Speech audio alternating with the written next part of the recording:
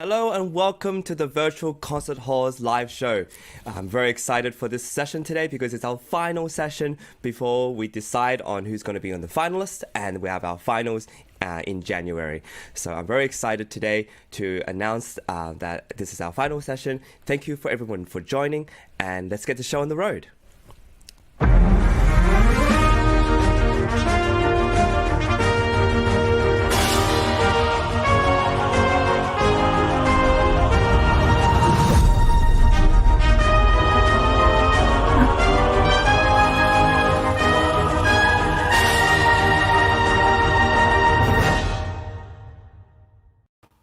And I made it. We just closed the previous room and previous broadcast, and I just took a wormhole to add myself to this one. Chris, thank you for hosting. No, my pleasure. It's wonderful to be able to have this competition. We are connecting musicians and audiences from all over the world in real-time live performances. And Dr. Anna, as co-founder, you are the genius and brains behind all this. No, I'm not. It's the whole community, and you're part of it. And today is the last session of the semifinals. That's right. Competition. I can't believe it's been 4 long days, but every session felt so short. It's hard because we do give live feedback, and as a host, you're trying to balance timing, you're trying to balance all these things, but it's so exciting for the contestants, and I think the judges are having a really good time being able to talk about their comments and suggestions. This competition was born out of a pandemic, and we're still in a pandemic. We haven't really gone past that yet, but this is a really good way, and probably the best way for musicians to keep in touch, to keep performing, to keep their music alive, and Sound Expressivo is slowly growing into this international massive community for musicians to gather and offer opportunities and collaborations with one another. Absolutely. So this is the second edition of the competition. We are in the semifinals round. The final round will be at the end of January. And today and for the past 4 days, the judges are choosing the finalists.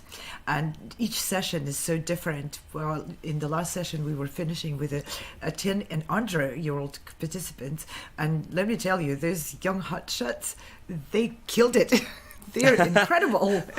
Well, what's amazing about this competition is because of the wide variety of contestants. I mean, yet last night we had a girl from Hong Kong singing some Cantonese pop song. We've had Broadway songs. We've had cello and oboe duos. What's really, I want to ask you, what has intrigued you so far about this competition and watching everything so far? Several things. An incredible variety of instruments. Yeah. Once the competition opened the invitation to different instruments, it's amazing how much incredible music is made on different instruments. We had a harpsichord today, a harpsichord player. Oh, yeah, wow. We had bass players, horn players, every instrument. And again, we had voice, we had accordion players, we had ensembles of every shape and form. And it's unbelievable how all of that wealth of various tools we musicians use is really all for the purpose of the music expressiveness and connection. It's really incredible to see. The variety is just a diversity which doesn't divide us, just makes us even more connected to each other. Absolutely. And so for everyone watching, welcome. Thank you for joining us. Please stay tuned and join our live broadcasts. Comment and share. Please especially comment and write in any live feedback you have, because the contestants will see it, will read it, and the judges will read it. And it's just a really good way to keep our interaction going.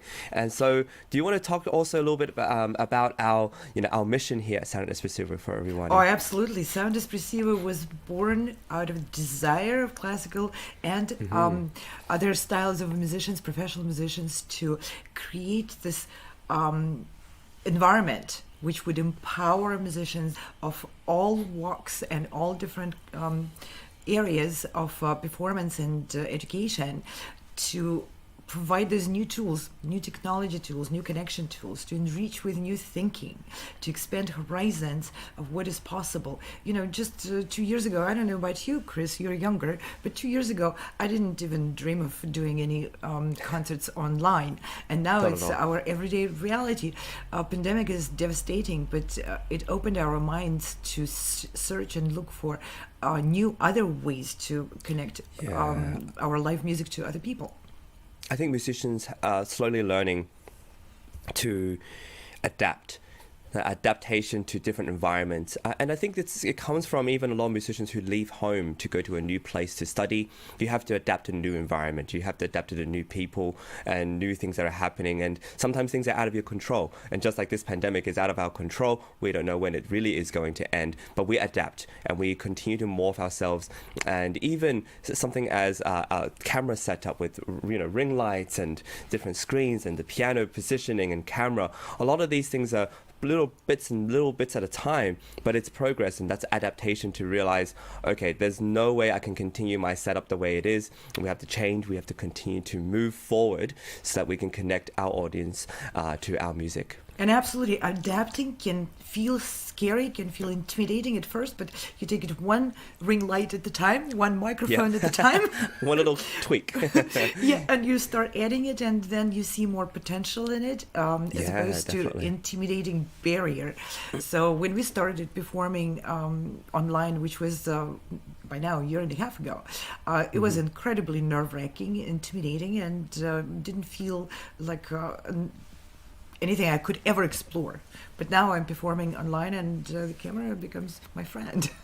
It's possible. You know where to look now, and you know what to do with it, and you know what light you need and how everything works. I think this is a skill that we need to build, and I think in the future now, I think people are so used to this online accessibility that this has to become a thing. I remember doing a concert now, and people just asking, I'm so sorry I couldn't make it. Is it on live stream? It's not recorded anyway. Is it on live stream? Can I watch it on Facebook or YouTube? And so people are expecting more. And so this is something that we definitely need to consider, even moving forward, even when the pandemic is quote unquote over, that the people are still expecting some sort of live stream and some sort of recording to be able to access later on. And that definitely is part of the mission of the Sound Expressive competition, because we have all these tools, we have all this support crews, the systems, the production and everything. So we are bringing it to musicians, performers, students, teachers, so that people can get on board and start exploring it, start adding it to their norm. Because of course professional musicians of high level are already booking online concerts just as they are booking their 24-25 season in person in the concert halls. We all count on pandemic being over and performing in the concert halls, but concert halls themselves are adding streaming services and programs and libraries to that. Recording is great. It's a wonderful way for us to preserve our art in a kind of solidified form, having a recording library. It's wonderful, but that's library. It's not the same thing as action. So live performances incorporated with online in person in the future is going to be hybrid form. So we may as well learn to do it now. So that's what our judges are learning, our contestants are learning, and it's a process, and we are happy that we are able to bring this opportunity to everyone. Are we ready to introduce our judges? Let's do it. Let's go for it. Let's do it one at a time. You start. How about I start? Yes, I'll start with James Adler, the dear friend. He was part of our broadcast before. James Adler is a pianist, composer, conductor, and all sorts of arranger. You're an amazing musician. It's a pleasure to have you. You're not only performed very recently, but you also have lots of recordings on Albany Records, and you are a member of the Department of Fine Arts at St. Peter's University, National Arts Associate in Sigma Alpha Iota International Music Fraternity, and recently, in 2017, you were the Marquis Lifetime Achievement Award winner. So it's a pleasure to have you. Thank you for joining us, and And James, you need to unmute yourself, and while you do, I'm going to say you're a multifaceted musician, and that's what makes a modern musician, and it's such an important part of our life, being able to be multifaceted in every aspect of our art. Let's invite on stage Agnes. She is... Welcome, Agnes. Great Hello. Pleasure to have you. You're a recent marvelous addition to the Baltimore Symphony, fabulous violinist. Thank you. It's a pleasure to be here. Yeah, and when she was finishing her master's, she got the opportunity to work with the London Symphony Orchestra and the Simon Rattle, and then not long after, right, you got a job at the Baltimore Symphony, and then that's your career already started right after school. That's congratulations. That's really lovely to hear. And you. it's so wonderful to have you judging because you're very connected to the age of the contestants. You're past that competing stage in your career, obviously. But you know what it was like recently to be competing and taking auditions. Looking so much forward to your comments. Mike Vaccaro, a veteran of Sound Espressivo, welcome on stage. Great pleasure to have you again. Thank you. Mike, welcome back. Thank you. It's a pleasure to see you again. Mike is a freelance musician from Los Angeles and a veteran to all types of genres, from television jingles, live theater, classical jazz, and pop concerts. We really appreciate all your feedback and your incredible judging so far, Mike. So thank you for being on this final session of the semifinals. Yes, it's incredible to hear Mike's comments because he's been in all those worlds, in classical music, a classical performer, a jazz performer, a band performer, a recording artist. That's amazing for our contestants to hear how their art will fit in all those forms in the future. And now we have James Welch. James, welcome. Yeah, speaking of great comments, Jim Welch. We have two Jameses today. So Mr. Welch has kindly offered to be referred as Jim. So we have James and Jim. Yes, sir. I'm going to learn that. James and Jim. So Jim is a founder of a co-founder also of the Progressive Musician Competition, which is an incredible way for musicians to hopefully one day perform in all places, especially Carnegie Hall.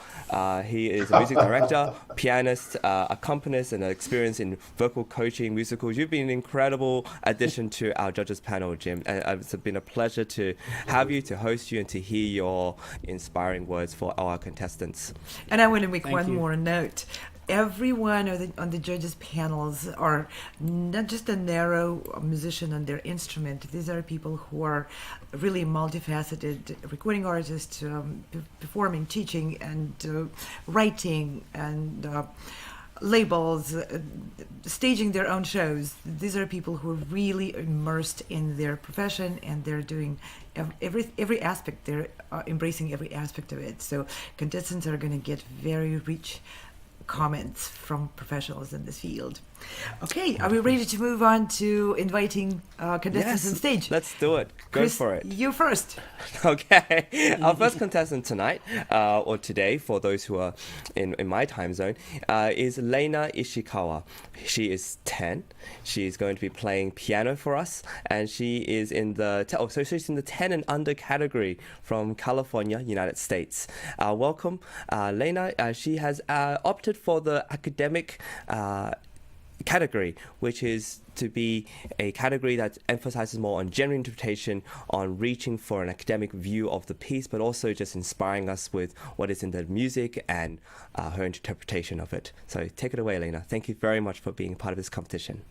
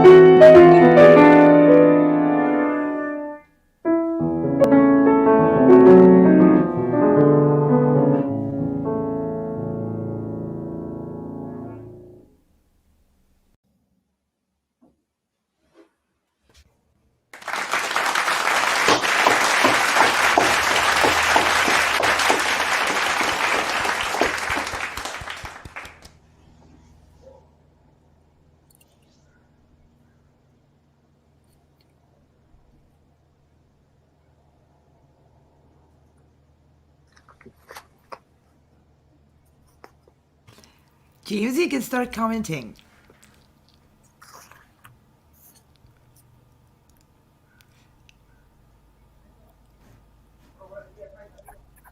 Hello. That was lovely. A lot of music for a person your age. Wish my students practice as much as you do, or I wish their parents would be on top of them as much as your parents are. But whatever the reason, you seem to love music. It was a very energetic performance. I really liked it. There's a little bit in the first piece of Mozart. The left hand, when you have that little ostinato, it didn't always hook up with the right hand. Sometimes it did, sometimes it didn't. It's a very small little thing. I thought you played fantastically, and that's my only little criticism, I think. And I have a positive thing to say to you. I loved your dynamics. I really loved them. And a very nice performance. Thank you very much. Thank you. Hello. Hello. Can I ask how long you've been working on these pieces? About 2 months. Only 2 months. Wow, good for you. That's a lot of work, and you play quite beautifully. And yeah, congrats on that. I had just a couple of things. Some suggestions for the Mozart.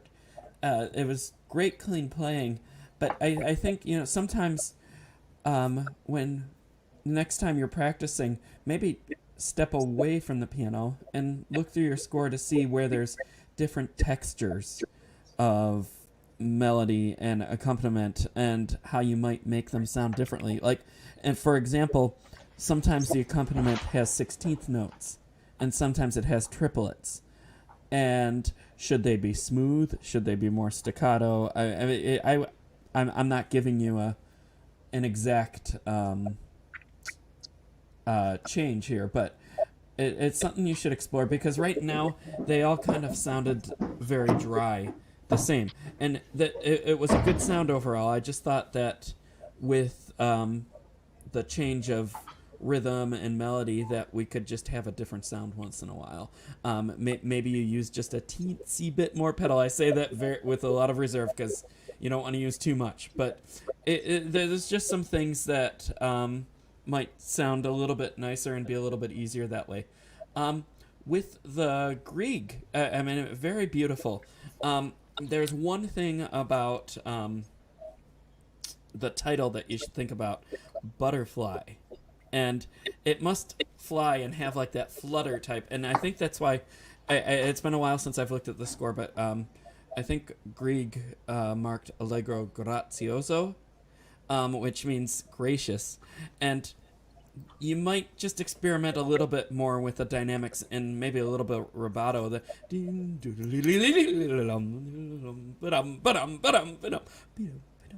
And just go a little bit further with your dynamic contrast. What you were doing was wonderful. I would just like to hear a little bit more of it. This is really well prepared, and it was great to hear you. Thank you. Hello, Leyna. First of all, I absolutely enjoyed your performance. You're an absolute joy to hear, and I can tell that you really enjoy playing the piano. Coming from a violinist myself, I would like to let my piano colleagues do the technical things, but just a few comments from me. For the Mozart, I think you have a great flow.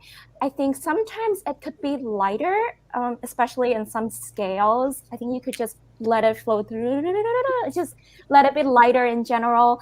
And I agree with my colleagues. I think you could explore more different contrast in the characters and different voices. So, in Mozart's operas, say, for example, so one character comes in and this person sings about something, and you can even go into the details, like is this an old lady? Is this a young guy? And something, is he coming back from a vacation? Something, and then after that, and then you have a closed curtain, and then another person comes in, a completely different character. So you could explore a little in that. Just imagine something to make it a little bit more magical. For the Grieg, I think you played really elegantly. I think it is, yes, it does mark allegro grazioso.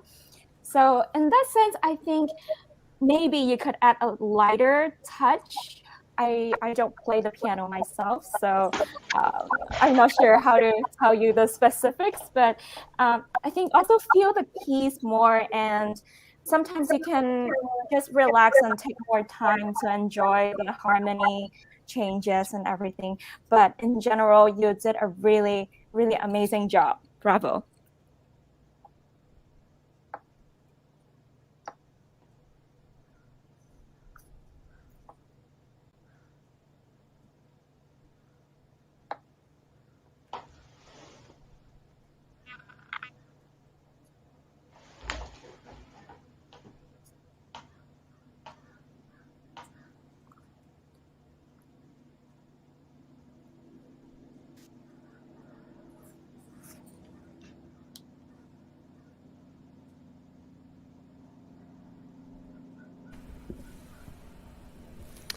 Thank you so much, Leyna. That was incredible. It's so rare to hear someone playing so musically and beautifully at the age of 10.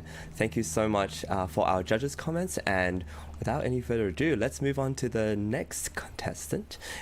We have William Ye from New York, USA, who's going to be playing the violin for us. He is in the age group of 11 to 14, and he has opted for the lyrical nomination for the artistic awards. And lyrical highlights long lines and beautiful melodies, tone color, and a beautiful, captivating presence. Thank you so much, William. Looking forward to hearing you.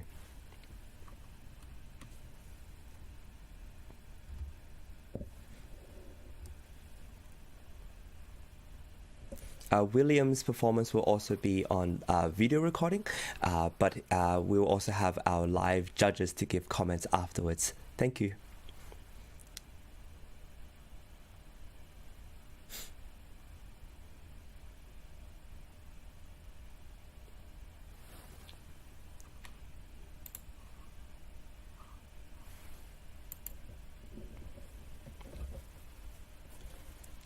And the lyrical category is quite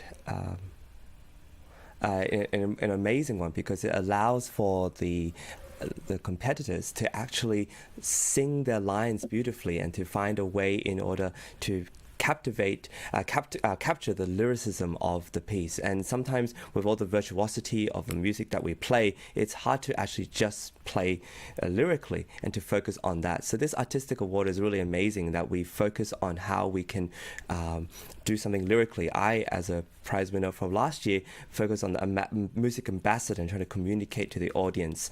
But with lyrical, if I had chosen that artistic award, it would be amazing to see how I would focus on choosing different repertoire that would highlight the lyricism that perhaps I could give. So I'm really looking forward to hearing William's performance, and let's do it.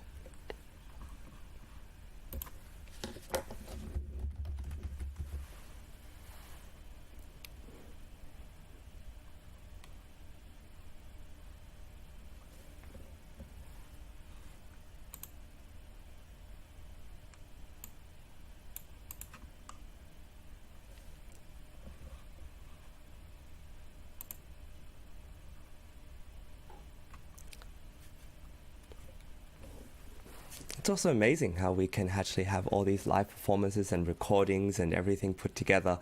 This is a big production for everybody, and I'm really happy that we're able to have kids from all ages. Today we start with 10 and 11-year-old, but now we're going to move on to other things too. In fact, what I might have here is actually Sora Corro of age 11. We're going to have her play She's a pianist from California, USA, and age 11 to 14. She is nominated for the virtuosity category, which is really awesome. Virtuosity highlights something that is exciting and dramatic, and of course, there's a fast tempo and a quick technique. So actually, let's go hear Sora Corro So play. we will do the next performance by Sora.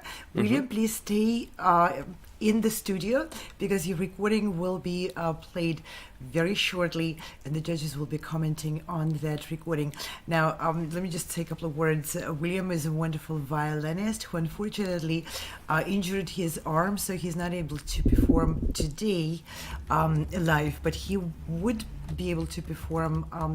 The doctor said he'll be just fine and ready to practice soon, and he will be able to perform live should he be chosen to be a finalist in the competition.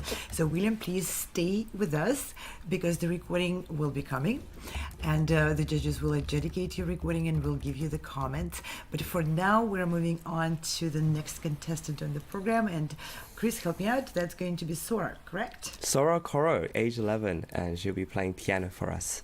Thank you, Wonderful. Sora. Let's take it away. Thank you.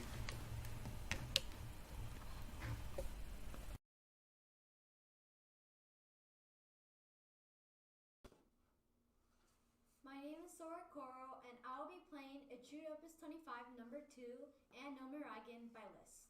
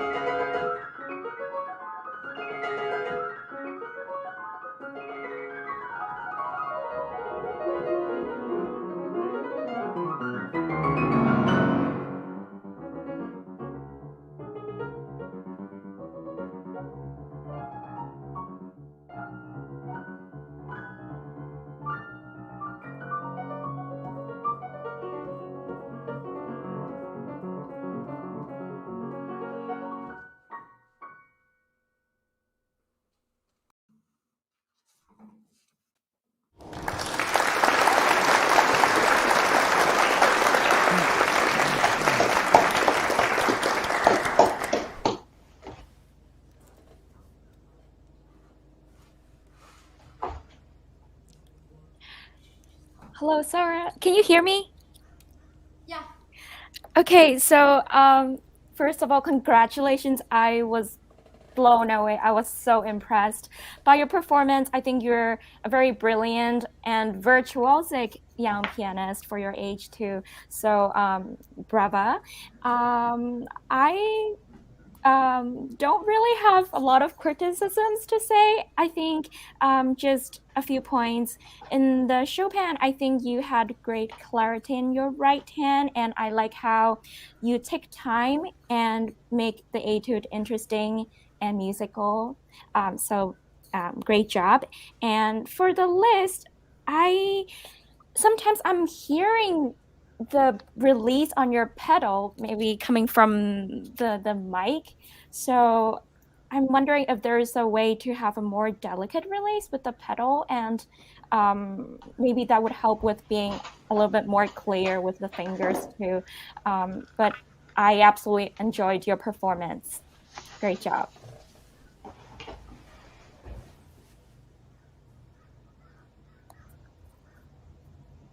Hi, Cora. My name's Mike. It's wonderful. I mean, you have so much technique, and actually have the music inside your body. You actually own this piece of music. And what I call owning a piece of music is it's in your fingers and not in your brain. And I could just see that of course, it's going too fast to even think about.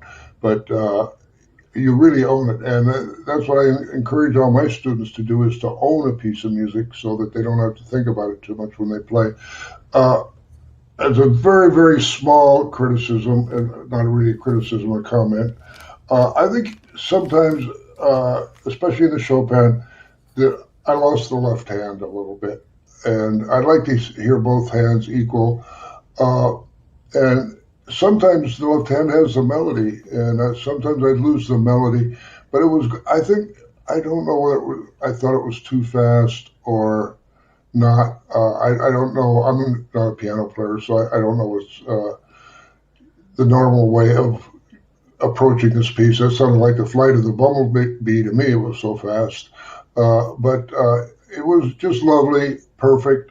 And the little left hand, you own it.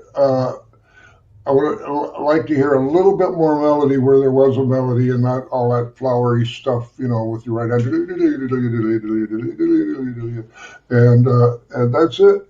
And whether it's too fast or not, maybe one of my piano colleagues over there can tell us, because I don't know. But I'm very impressed with you. Just keep doing what you're doing. And if you want a career, I think you have a career in music. Thank you. Yeah, bravo. I was just thinking when I was listening to you, there's no way my fingers were going to move that fast when I was your age. So there's just really a lot of great training and a lot of great work that you've invested into this performance. How long have you been working on these pieces for? Maybe like 1 year for both, but like I like to continue them and play them in different competitions. So. Oh, definitely. Yeah, you got to use the music that works best for you in all the competitions. My friends and I would always joke growing up that we spend sometimes years perfecting these etudes that are only like 2 minutes long, and even then they're still always in permanent construction. It's just they're never done, which is why they're etudes. I agree with Mike, and that it may have been just a little too fast, but I also agree with Agnes where we lost the left hand. I think she said that, or maybe Mike said that. What I really think is that if you want to play it that fast, you probably can at some point, but with the left hand in the Chopin, on each downbeat, 1 and 2, we need you to grab that bottom note, that bottom left-hand note with the pedal.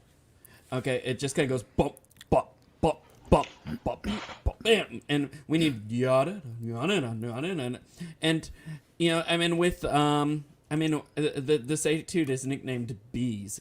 So I mean, Mike was right on with Flight of the Bumblebee there, but I think that if there was some pedal, that it would not disrupt the virtuosity of it for the style that it needs to be and for its nickname. So I would encourage you to maybe slow it down a little bit for a while and just see if you could grab that pedal and carry it through a little bit, and you'll know how to speed it back up eventually, or whether you don't want to. I mean, that'll be a choice for you and your teacher to make. The same with the Liszt. There was just a lot of tone color in the left hand that we just missed, and I really think that it's just a matter of you learning to use the pedal a little bit more. One tip that I'll leave you with on that, it's going to sound insane, but I had a teacher who once said, when you're learning a new piece, pedal every single note for a while and play slow. Now that's going to make your ankle tired, I can tell you from experience, but at least then you know how to make everything clean while pedaling every note, and then it'll make a easier choice for you later. I mean, this is really fantastic virtuosity, and I'm just offering you a whole bunch of nitpicky things because you're that good, and I enjoyed listening to you. Okay, thank you.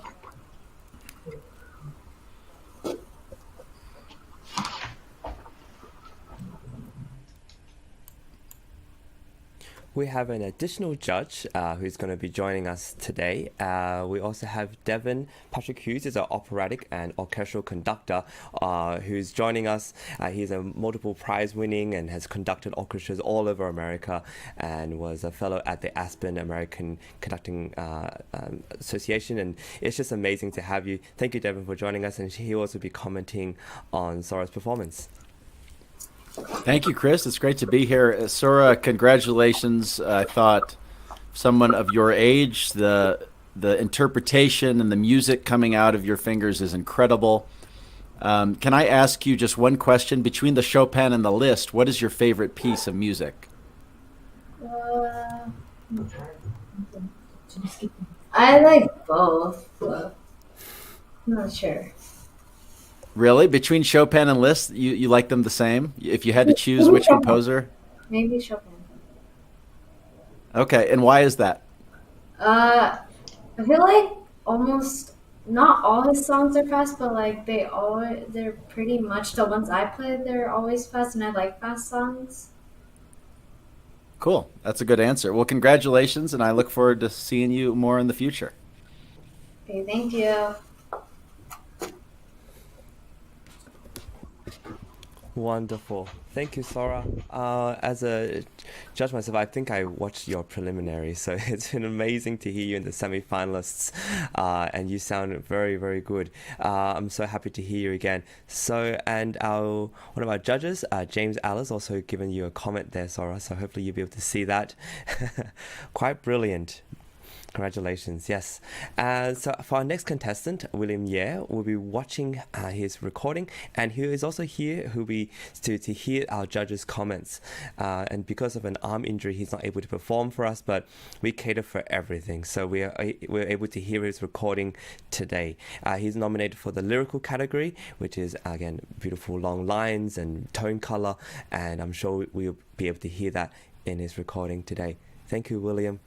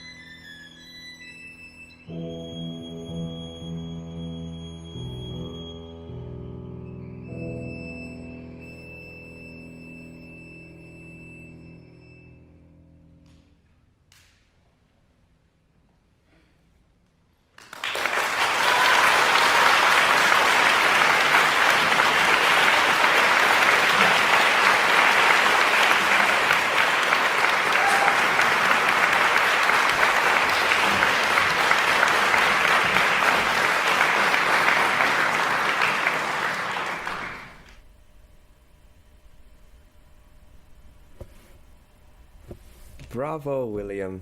So wonderful to hear you. And now we have our judges to give some comments. Hello, William. So wonderful to see you. Thank you for joining us. I'm sorry about your arm. Yeah, yeah, it was kind of unfortunate that it kind of just like my arm. I can't play the violin now, but like I can't Which arm wait is it? Yeah, Which this, arm? the yeah. Yeah. Okay, so we have our, Yeah, one of our judges. but it's okay because I think I'm recovering and then I can join the final round and like I can't wait to join. I love your competitive spirit. Yeah, I hope you recover super quickly. All right, so we also have our judge, James, who gave you a comment. Just going to read it out for you again.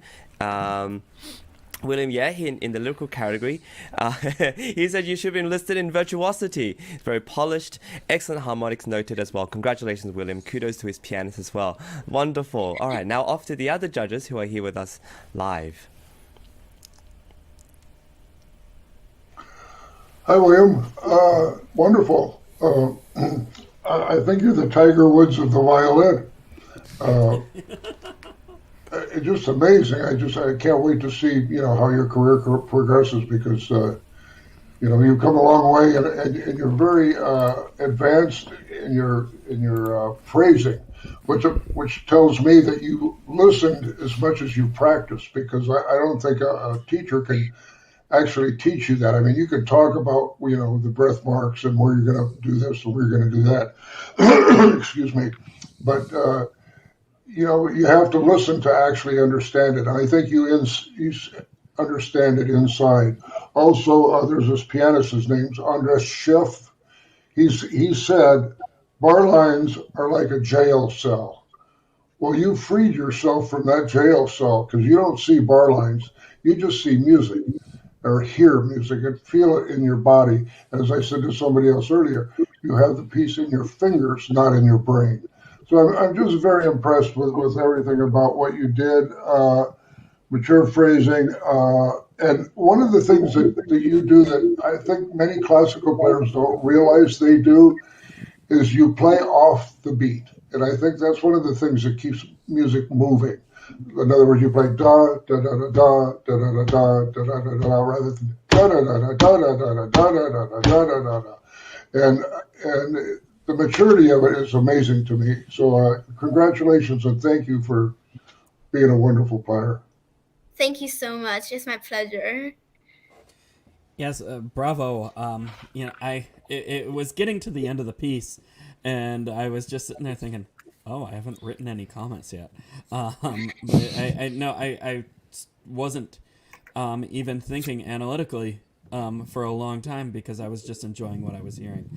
There's really, a very well polished performance. I mean, you had great contrast all around. Every melody, every nuance, and you communicated with your pianist really well, better than many of my college students do at times. So we might have to have you come and give a seminar about that. No, I really enjoyed it from every aspect, and best wishes to you for healing up your arm and getting back up there again and doing more and more of it. Thank you so much. William, congratulations on your performance, and I also want to congratulate you on a really nice-sized COVID crowd in that recording, whatever you had. That was a pretty good house you had there. That was actually the winner's concert of the competition that So that's the winner's concert, and then I have the actual competition like 2 months ago. I don't know. Okay, so that was very recent then. Yeah. Okay, cool. Yeah, and I love how you bring the Saint-Saëns to life. You have a great French sound. I love how you stylize the triplets and the da da da dee da. Sometimes I think you could stretch the triplets out just a little bit. And I also wonder have you ever played with an orchestra on that piece or any other piece? No, not yet. So yeah, so that's why I come to the competition.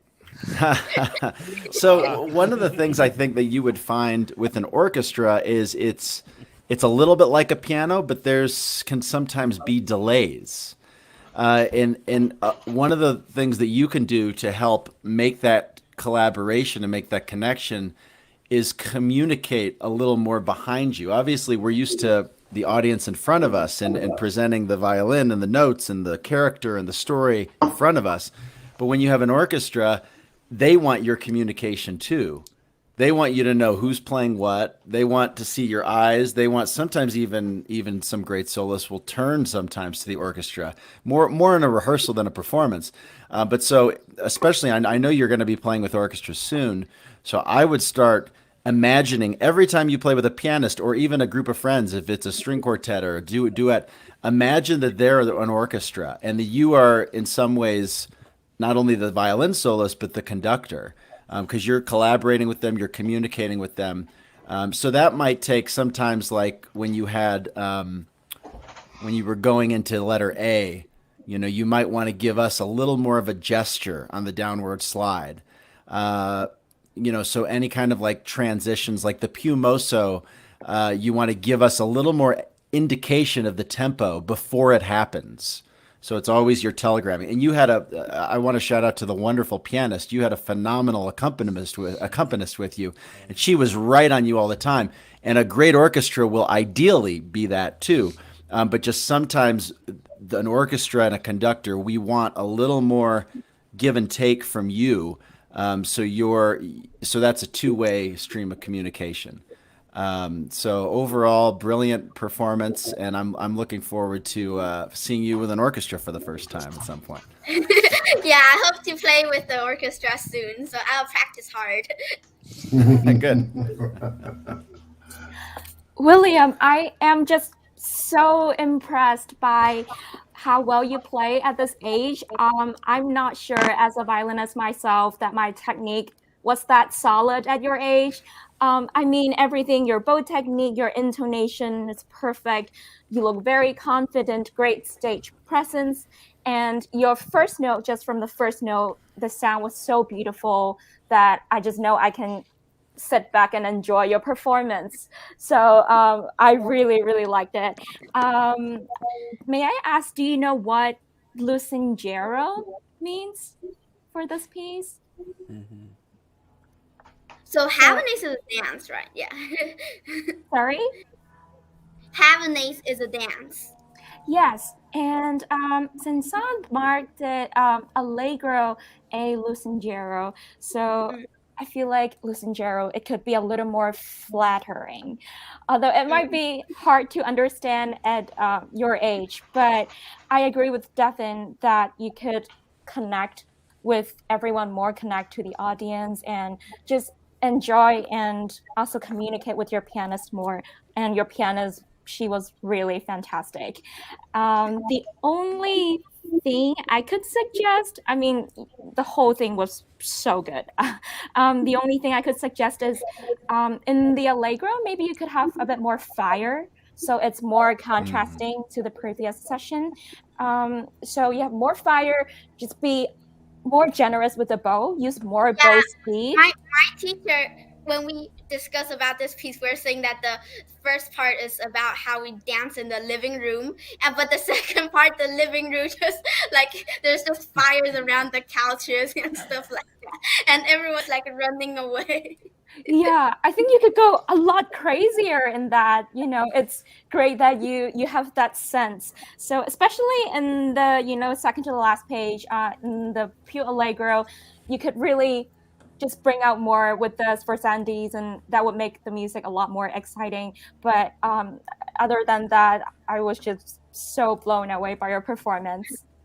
Bravo. Yeah, you're being so kind to me. Thank you. No, I mean everything. It was really good. Thank you so much. Hello, William. Nice to meet you. Thank you very much for this wonderful performance. I'm sorry to hear about your injury. I hope you feel better by the finals. I agree with everything my colleagues have said so far. I just want to emphasize a bit further the communication that Devin and Agnes were talking about. When you're a soloist with an orchestra, you have to keep in mind that it is much more difficult for the orchestra to change just because of the number of musicians in an orchestra versus an accompanist. So you have to be able to also adapt, and you have to be able to breathe to give an indication of what you want to the conductor. So keep that in mind as you practice, because just like Devin was saying, it's only a matter of time before you play with an orchestra.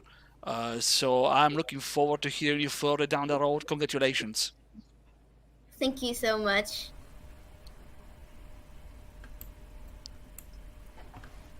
Wonderful. Thank you to all the judges for their comments. And William, I'm so sorry about your arm. You couldn't perform live for us, but I do look forward to hearing you sometime in the future. Thank you for joining us today. You're amazing. And also thank you for our judges. Our next contestant is ready to rumble. We have Dean Griffin, who is 12, coming to us from New York, from the United States. He's playing piano for us, and his age group is 11 to 14. A lot of young ones to start the day, and he has opted for the lyrical category, which is a really popular artistic category this year, and which again emphasizes long, beautiful lines and control, balance, and tone color, as well as beautiful, captivating presence. So, Dean, I'll let you take the stage.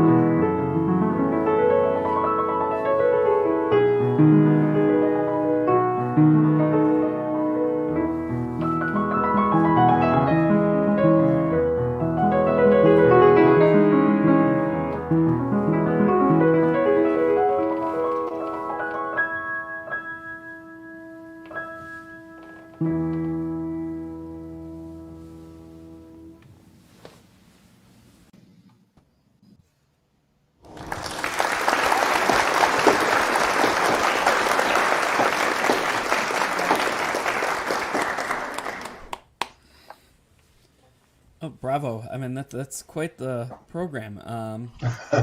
And there's how long have you been working on these pieces? Around 2 months. Only 2 months. Oh, Yeah. Good for you. That's a lot of work, and a lot of pieces that are not as easy as they sound. I'm sure you know that. But you memorized them and you played them today, and there were many fine moments. So congrats on that. One general thing that I noticed with the Bach is just that you still need to work on finding an even pulse between the whole thing with the two hands. Sometimes they weren't lining up all the way, and I might go back and just do a little metronome work with that for a little while and slow it down until you can get it back up the tempo. There's really the only thing with it. The next, and the other two pieces, I think you probably could do a little bit of metronome work with that, but it sounds like they were a little more settled than the Bach. And maybe you're just warming up with the Bach too. That could be it. But I thought that you could actually use more pedal. You don't have to be as precise with lifting it and coming down, lifting and coming back down. Like it can be, you could do like some half lifts and all that. Through all those like butterfly like changes and all that. To give it that flowy sound. Now, I know it's marked pianissimo for most of it, but I think just given the range where the right hand just has like such high frequency that you're going to have to play into the left hand a little bit more, because that was the melody and we were kind of losing it at times. So I think that the dynamic levels that are marked are a suggestion, but that you can have different levels of piano and pianissimo depending on what lines you're playing or what piece you're playing even. So I would just encourage you to explore a little bit more with that. And the same with the Debussy. There's more rubato, which is actually marked in some cases in the Debussy. Slow down here, speed up here, fermata here. And I think you could have done a lot more with that in general. There's some very fine moments, and I feel like you're on the right track. And I encourage you to keep going and hope to hear more from you. So congrats. Thank you. Congratulations, Dean. I loved your interpretations. I thought you had wonderful technique, and especially for someone your age, your body use is quite fluid. So I hope that you continue growing your repertoire, and looking forward to hearing more of your playing in the future. Thank you. Hi, Dean. I really enjoyed your playing. Thank you so much. I like that in the Bach you sing the contour. I can hear the ascending and descending. I also thought that near the end it sounded like you sped up a little bit, but I was doubting. I thought it was just a connection or something. So I would like to say in the Debussy, especially in the Debussy, I think you can have more special moments. So really enjoy the moments. Sometimes you see the retard and then you're just, you slow down, but then you're not really feeling it. So I also agree with Jim that you could have, in general, more levels of piano. So after a lot of crescendo, make sure to come back down to piano so you have more room to start again, to grow again. And that way you can add a lot more levels to the texture. But I really, really enjoyed everything you just played. Thank you. Hi, Dean. I'm a woodwind player, and they always teach us to listen to the end of notes. It's really easy to listen to the beginning of a note, but to listen to the end of a note is much more difficult. I don't know if you're doing that. It seems to me like you might not be. And the only time I really notice it is in every transition and every ending that you did. It's like you had really planned out how you were going to play them. You got through it. It sounded fine, but it just sounded like oh boy, I'm glad to get this over. You know, you didn't make the ending really nice. In the Debussy, about halfway through, there's a transition, and it comes almost down to nothing. I felt like you didn't know what to do with that. And everywhere there was a transition or an ending, I think you can improve. Other than that, I mean, it's just brilliant playing. And thank you so much. I loved your playing, and you've got a great future. Lovely. Thank you. Thank you so much, Dean. It's always lovely to hear these pieces, and thank you for playing pieces we haven't heard, like the Sergei Bortkiewicz. Is just amazing. James Adler, the judge, is also saying the Bach Invention was quite good. Be careful of hands not playing together, and trios could be lighter and rhythmic balanced. But otherwise, oh, and for the Butterfly, flowing lovely with expressive feeling, and the Debussy was wonderful. It's a piece I perform often, I've recorded. It's wonderful to hear that. He loved your performance, Dean.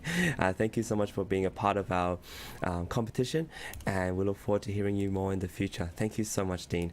And with that, we're going to move to our next contestant, and he's also 12. Brandon Zoe is coming to us from the United States. He's in the age category of 11 to 14, and he has opted and nominated for the lyrical category as well. And the lyrical category is known for beautiful long lines and melodies and tone color. And so without further ado, let's get Brandon on the show. Thanks.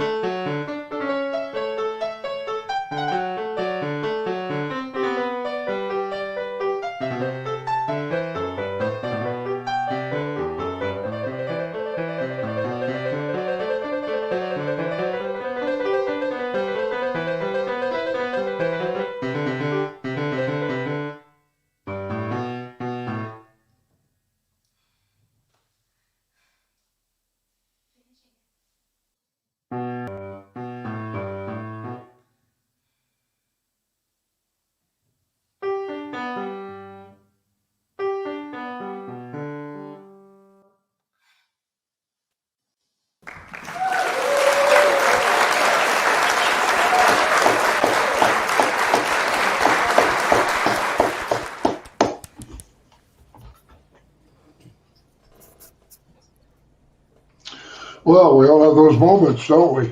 I don't think there's anybody here that hasn't had that exact same thing happen to them that you just did. So don't take it too personally. Try and get through it next time. I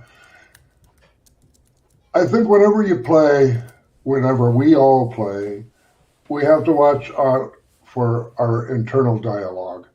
And every time that we find ourselves with internal dialogue coming into our thoughts, we need to turn them off and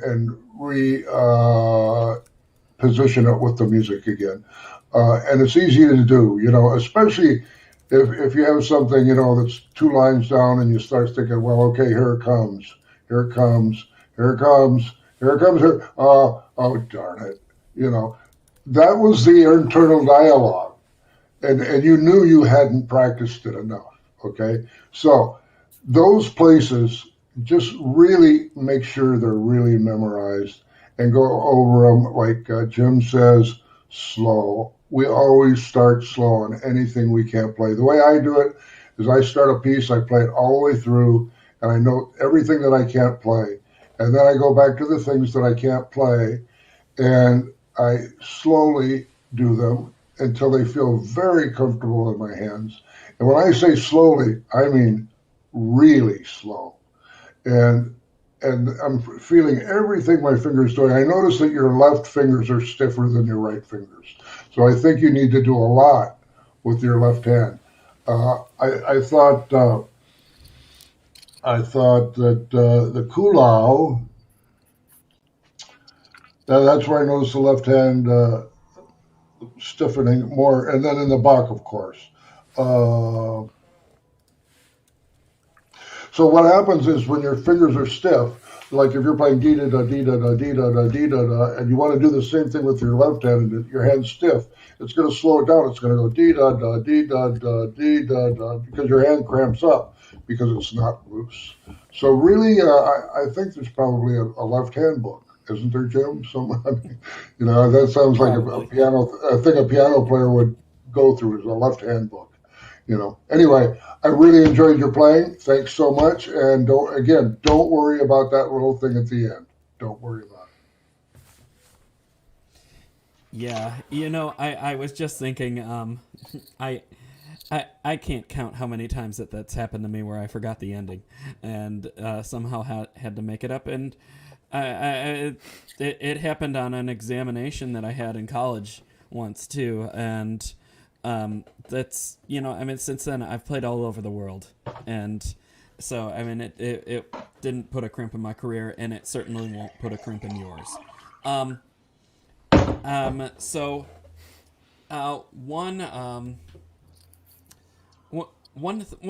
thing that I would suggest, I made a few notes, but I think the general thing to work on is fingers and pulse. Now, I was saying last night to some contestants, I had a teacher who we considered to be the left-hand guru, and he always used to say, as pianists, we're only as good as our left hands, and he was right. And I'm left-handed, and are you left-handed? No. Okay. Well, I'll tell you, anyone who's left-handed doesn't have any advantage of left hand being better at the piano than you do. It just always takes more work. It's not the dominant hand in the world, and we just use it less. So that only makes more sense. But so you'll work at that. But another thing he would say is that finger memory is different from internal memory. The fingers like to think that they know what to do, but it turns out they don't always listen to the brain. They just do what they're going to do sometimes, and we have to train them a little bit more as if we were training for a sporting event rather than just learning the music. And I'm sure you know what I'm talking about, because it's just they get away from you all the time. But one thing I would challenge you to do is to put on your metronome slow and go through left hand alone first, and really get to the bottom of the keys with all that, and in time. And then you can start speeding it up. You can add the right hand back. But one thing that will challenge your memory, and this is going to sound crazy, is put the metronome on and play one beat and stop. Then wait a few more ticks and try it again with the next beat. And it'll be difficult to do. And if you can't play one beat without making mistakes, then the problem's right there and you can drill it right in front of you there. But I guarantee if you do repetition on each beat once in a while, you're going to have a rock solid memory in your brain and in your fingers and in your ears, and you're going to be unstoppable at that keyboard. Because there's no doubt that you, I don't doubt that you know these pieces and that you've worked hard. It's very evident. It's just one of the things we do. We're always works in progress. We're always maintaining, and we're always trying to achieve the next level all at once. And it's just crazy. So, just do a few of those things. I promise things will get way easier for you. Okay? Good to hear you.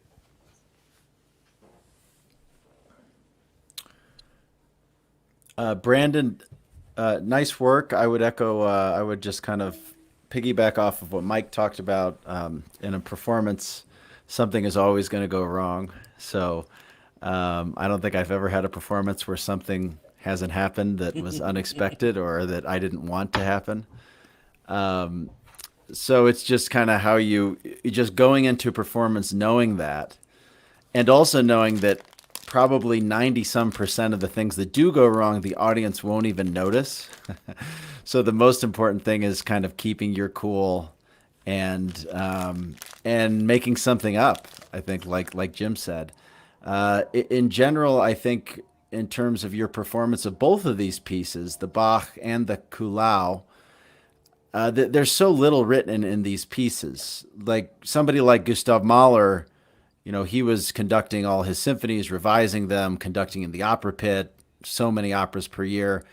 So he knew exactly what he wanted. He knew what the performers would bring to it, and he knew what he needed to tell them to do that they wouldn't do. That's not so much the case with classical music and before in Baroque music. There's a lot of liberty for the performer. So I would encourage you, I think in all music, but especially music before 1825, the performer has to become a composer as well. You have to figure out like where you want the phrase to go. It's because it's not going to be written. Every 4 bars, you have to decide what is going to get the emphasis. What am I going to play smoother? What am I going to play lighter? So I would like to see more of your own involvement, maybe making the piece like Brandon Bach or something like that. A little more of your involvement in the creation of the composition. And if you're wondering, how you might go about that, if you've ever sung, I would encourage you to sing the music as you're playing, but just because a lot of times when we sing the music, whether we're a violinist or a trombonist or a woodwind player, it triggers all these other portions of our brain, creativity, and we start making better decisions. Or we start getting more in depth into the music as opposed to just, okay, I'm touching these keys in this order. When you sing, it triggers that creative side of your brain more than just the mechanical or virtuosic side. So I would encourage you to sing every piece you're playing or you're going to play, and know that the composer is not the end-all be-all. That's why we have a performer, because the composers, for the most part, are long gone and they don't get any more say on anything. So we have to evolve these pieces and keep them vibrant and interesting for ourselves and for our audience. Hi, Brandon. First, thank you for playing. Great job. Like everyone else, I have definitely been there before, many times actually. I think one time in Tchaikovsky violin concerto in the cadenza, I totally pressed my finger on the wrong string and it just absolutely sounded like a alien of Tchaikovsky or something. And I was shocked by the sound I made from the violin, but I made up something. I kept playing.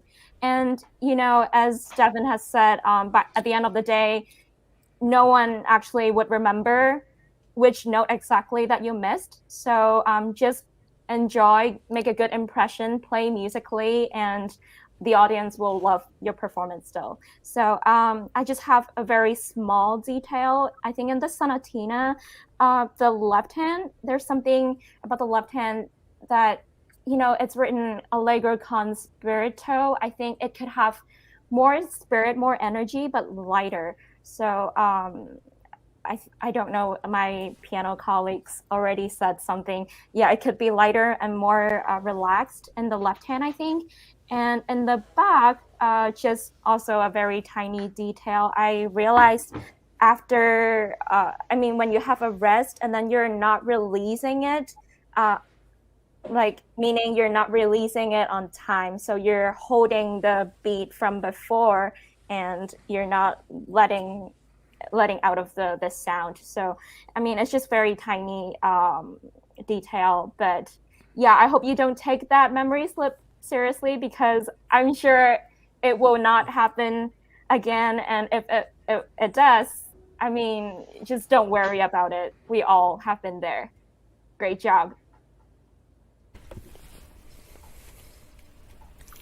Great job, Brandon. Yeah, we've all had our days, and it's definitely not easy. So congratulations on performing and getting through it. Our judge online, James Adler, also wants to say a few words. He thought the first movement had some really fine playing, uneven in places. More playing of this will help strengthen it. Definitely more experience playing it will help you with it. Second movement was a fine performance. Hesitations, sometimes starts and stops. Happens to all of us various times. You made music and continued. Great try. And third, the Bach invention, make sure you practice slower, play for people as much as you can, and use a metronome with the score in front of you. I think having as much performance experience with a piece before you have to compete with it is really important. But you show much musicality, keep working at it, moving forward, much to admire in your playing. And that's really good, very encouraging. Thank you to all the judges for being so encouraging and inspiring, sharing your own personal stories about having messed up or having little blips in your performance. We really appreciate it. Our next contestant is the age of 14. Derek Lee will be playing the piano for us from Connecticut, the United States. He's in the age group of 11 to 14, and he'll be in the profound category. Yes, we haven't had a profound category yet, so incredible. This profound category nominations typically choose unique tempos, use of silence, tone color, and a hypnotizing presence for everybody, and it explores the depths of these pieces. So without further ado, let's hear Derek.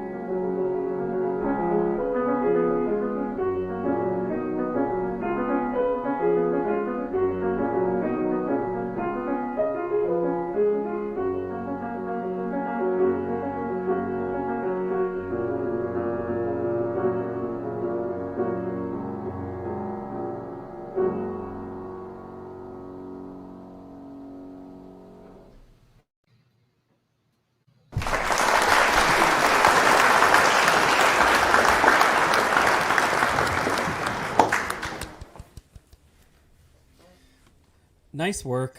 How long have you been working on this? A couple months. A couple months? Yep. Wonderful.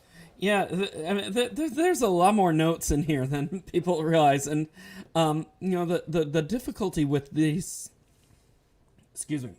The difficulty with these pieces, particularly the four impromptus, is that there's always some sort of middle voiced accompaniment that flows like crazy, and it requires so much of your attention. You played all of the notes very well. The tough part about that is when it requires so much attention that it tends to take over the piece a little bit, which I felt that it did in quite a bit throughout. You have 3 levels of sound, and that's standard for most solo pianos. 3 levels of sound or more if it's a big piece. But you have melody, bass, and then accompaniment in the middle. And what I think would help greatly in your practice sessions if you took the middle out of the mix for a while and just practiced the upper notes in the right hand, the melody, and the bass, and really worked on getting a better map of what dynamic levels you want to play and get your duo dialed in that way. The lower end of the bass has to support whatever you're doing dynamically in the right hand, whatever you want to do. And I think that'll help make things clearer, because we weren't getting a whole lot of dynamic contrast. And you may have been doing that well, but the middle voice was taking over that quite a bit. So I would just work that out, and then I would go back and maybe add the middle voice in with just the left hand for a while and see if you could get that a little bit softer. One thing that I think will help with your general execution is if you move the bench back maybe an inch or two. I think you were sitting a little too close, and I can see your arms. You're kind of like in the keys where, if you had just a little bit more to work with, that may have helped the middle voice quite a bit as well. But just play around with that. I'm not in the room with you, so it's just something that I thought I saw on the internet, really. But I mean, there's really much fine work that you've done learning this, and I encourage you to keep going with it. You're on the right track. It was nice hearing you. Thank you. Thank you, Derek. That was a beautiful performance. Schubert is very challenging, both technically and spiritually, I think, to bring to life, and you did a wonderful job. Just a couple small things. I thought, in general, the sextuplets could have been a little bit. The septuplets could have been a little bit smoother. So just a little more just smooth and graceful and kind of buttery. I noticed it could have been over the internet that it's harder to hear because of the microphone or something. But that's one thing that would have been great to have. And the melody is, I feel like I'm always saying this for younger musicians when it comes to Schubert, the melody can be much more singing, much more flowing, because Schubert is an opera composer. He's a composer of Lieder, which is songs for baritone and piano. So when you don't have a singer with you, you have to really imagine that you are singing the melody. And doing that on the piano is probably one of the hardest things to do. Schubert talked about becoming one with his baritone soloist Johann Vogel, that they would integrate, and they would have these Schubertiad, these evenings of where all the friends would get together and Schubert would accompany and singers would sing. So yeah, I think just if you can sing the melodies yourself, and then focus more on singing with the melody in the right hand when it's there, that's going to really take your playing to the next level. But marvelous performance, and I look forward to to seeing you more in the future. Hi, Derek. Yes, I agree with everything my colleagues said. First of all, you played very beautifully, and I really enjoyed your playing. I agree that you could have a lot more dynamic contrasts. Sometimes it's unclear where you're trying to lead us. So in a phrase, we can't really tell where is the climax, which is the high point. And just in like near the end in the fortissimo, you could just be a lot more. I like how you breathe in the music. I think you could also do more with that. Singing would help a lot. And yes, I think you have some nice tension build up, but just, feel the music more, and that would help. Hi, Devin. Not Devin. I agree with Devin. The sextuplets is what I ended up concentrating on during the whole piece.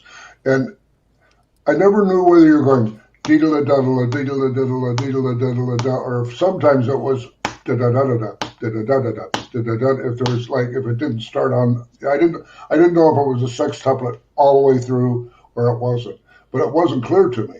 So it got in the way of the melody and everything else that was going on around it. So I do think you have to clean up the left hand and make it rhythmically sound, really rhythmically sound. Deedle deedle deedle deedle deedle deedle da da da da da. And I mean, even if you slow down, deedle deedle deedle deedle deedle, you can do it. You can move the speed as long as you keep it even. And I just felt like I didn't know whether you're playing 6 or 5 or 4 sometimes. And I assumed that it was 6 all the time, but that's an assumption because I don't know the piece of music. One thing I really like that you did is you went to the piano and you sat down and you just let it be quiet for a little bit too long.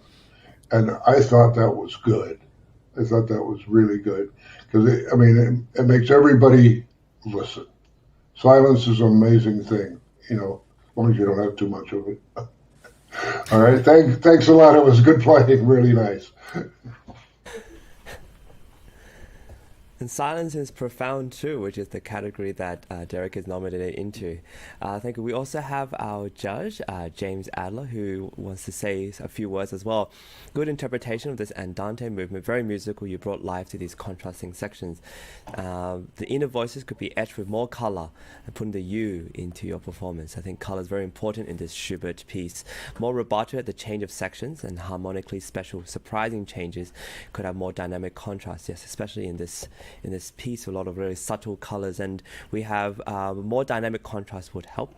Thank you for doing a wonderful job. This difficult but beautiful work. Yes, it sounds easy, but definitely not easy to play at all and to do all the nuances and everything. So thank you so much, Derek, for gracing us with this piece of Schubert.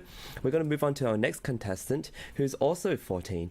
Dylan Schenker is coming to us from the United States. He's in the age group of 11 to 14, and he has been nominated into the virtuosity category, and virtuosity is categorized as with a lot of excitement in the character. There's a lot of faster tempos, and we really look forward to hearing you play, Dylan. Thank you for being here.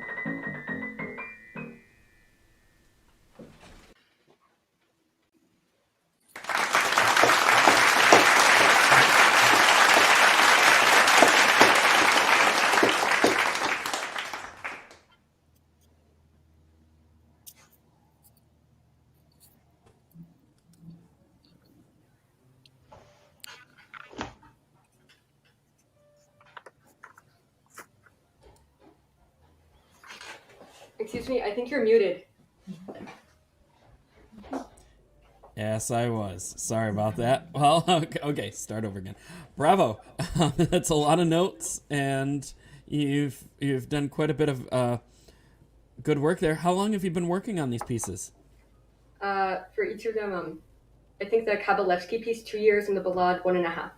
Well, yeah, okay, yeah, that's not a long time for pieces like that, but you know, kudos to you for memorizing them and getting up there and presenting them that way. I mean, that Kabalevsky, you definitely got fingers that just like to move. I have one general thing for both pieces that I could just offer you, and that is that you want to be careful not to go too fast. Sometimes, particularly in the left hand, you're not always over the keys when it's time to play them, and then it's like you get to a certain point and you're really good at making an artistic effect of slowing something down until you get set again, but it really does show after a little while that you're just waiting to set up the left hand like that extra little second. So the quicker you can get your left hand over to each part and settled before you play, you can't really see my hands with the camera, but that would make things a lot easier for you, and I think you'd have much more artistic choices that you could access with that. That is just a general thing. The Ballade, I've probably played this Ballade more times than I can count. When I was in college, myself and 3 other buddies got together and we each did one of the Ballades on a Chopin Ballade recital. It was really cool. And we kind of got to learn them from the back end in that way as well. And you should do that. You got 3 other piano friends, do a Ballade recital. Nobody ever does that. So, in general, it is easy to get really caught up in the emotion and subphrase a little too much. And it's something that I used to do when I was first learning this right off the bat, that it's really one longer phrase as opposed to two measure phrases. You know, da da da da da da, dee, da da da da da da, dee, dum. And you were breaking that up in the groups quite a bit each time. So I would just encourage you to kind of keep it going, because if we get caught up in that too much, we lose some of the bigger moments later. But I also felt in some of the moments where you wanted to slow it down, you were slowing down to each note rather than the pulse.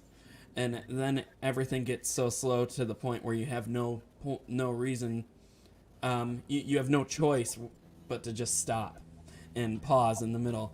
And it happened before the key change, and also happened on the return to the recap as well. That coda is a nightmare. I have worked on that like crazy, and I still don't think I fully perfected it. But that's one of those things where you have to learn how to get the left hand over each pitch a little bit faster. Otherwise, you're just gonna it'll sound like falling dishes, as one of my teachers did describe it. And a very difficult thing to do. But you are on the right track with this, and I hope to hear you again with it at some point. Keep up the good work. Thank you, Dylan.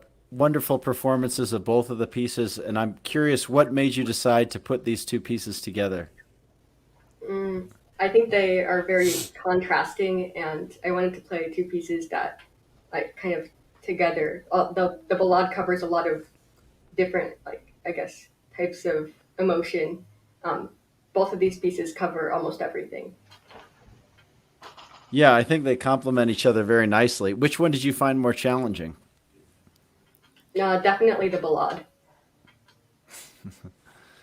And then, what if somebody asked you about the Chopin Ballade? What would you say it means? That's a really tough question. I think it means everything at the same time. Like, you have so many different sections. It can be for any time, I guess, in your life. Like, you have the scherzo waltz section, which is very happy. You have the coda, which is very desperate and agitated. You have everything. So I think Chopin actually wrote this over 4 years in his life. So I think that kind of shows that so many different things can go into one piece. And as a ballade, what does that sound like? Anything that you've ever heard of outside of music? I mean, not really. So it's poetry, right? It's an epic poem, or because I think, and you may correct me if I'm wrong, but Chopin was the first, at least one of the first, to create the ballade as a piano piece. So I think he's trying to convey some kind of expression of emotion. So I think your virtuosity was incredible, and I would encourage you to try and think of like what kind of story or emotion that might come to your mind when you're preparing this, interpreting it, or performing it for people. But aside from that, I think it's a wonderful, both pieces, and I really enjoyed watching you display your brilliant virtuosity. So congratulations.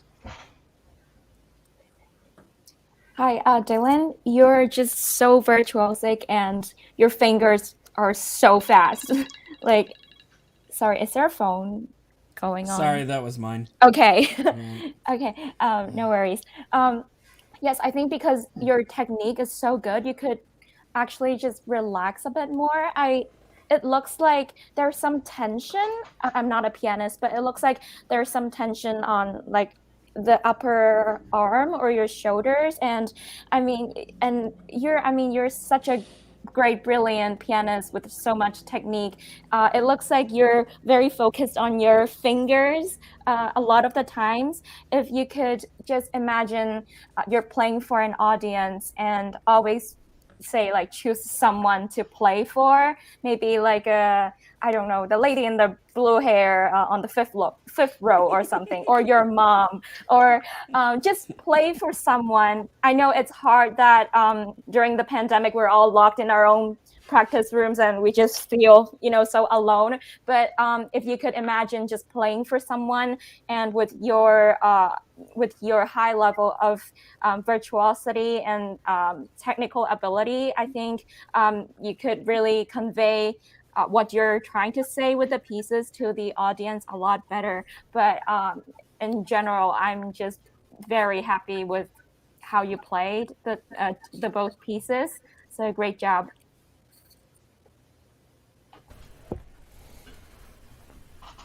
Thank you so much, Dylan. I remember hearing you in the preliminary audition, so it's really wonderful to hear you again and to meet you again. Thank you so much for gracing us with more Chopin, and the Kabalevsky was fantastic. James Adler has something to say as well. He is one of our judges, and he says bravo. For the Chopin Ballade, the right hand B flat, I believe, before the main theme enters, could be held longer for drama. Overall, fantastic, marvelous technique, brilliant, also lyrical. I totally agree. The E flat lyrical theme could have a lighter touch initially, but the drama is there. And we also have him saying the excitable A major section could have more right hand freedom, more rubato, more singing at the keyboard. Bursting chromatics were fun to listen to, but in the E flat section, measure 170, very exact, those right hand quintuplets could be freer, sing more. You have a wonderful lyric quality, impressive at any age. The concluding G minor section was sloppier than the rest of the piece. My suggestion is careful practice, less pedal, and slower.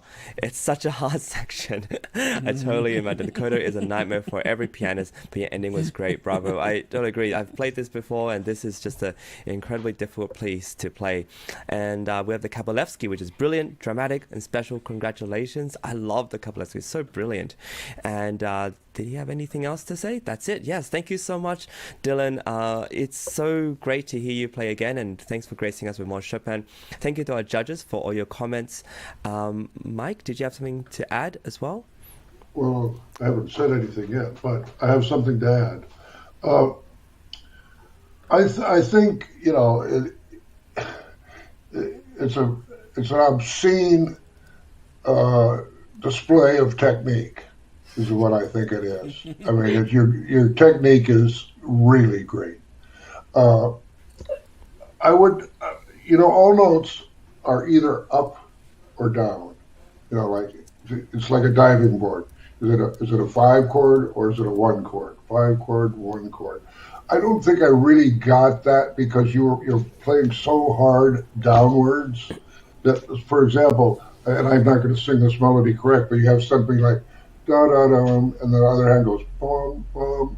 To me, the right hand sounded like it was still playing downbeats. Da da da, 2 3 down instead of da da down 2 3.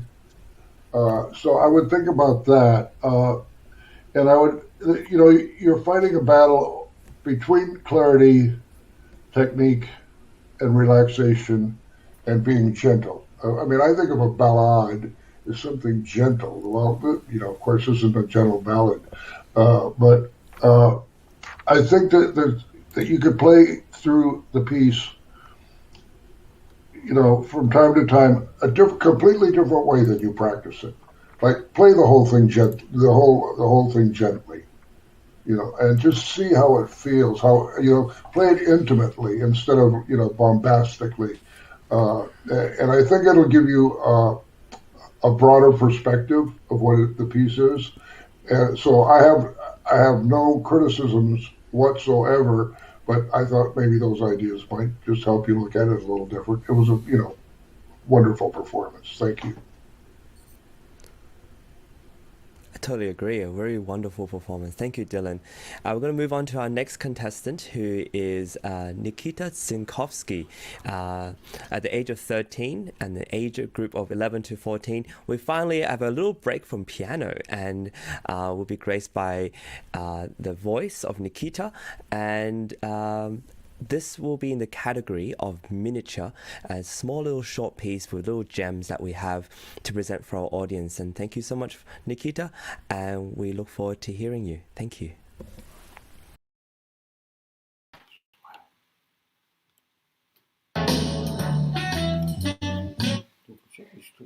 Включать? Ну, все, включать?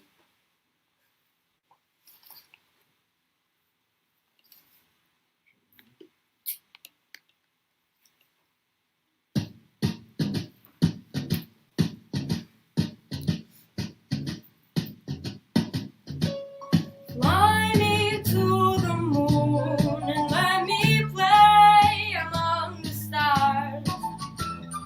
Let me see what spring is like on Jupiter or Mars. In other words, hold my hand. In other words, darling, kiss me. Fill my heart with song and let me sing forevermore. You are all I long for, all I worship and adore. In other words, please be true. In other words, I love you.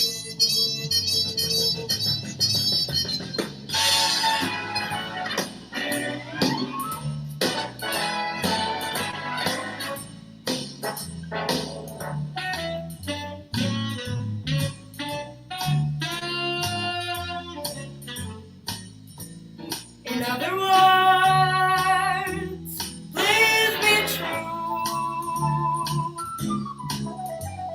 In other words, I love you.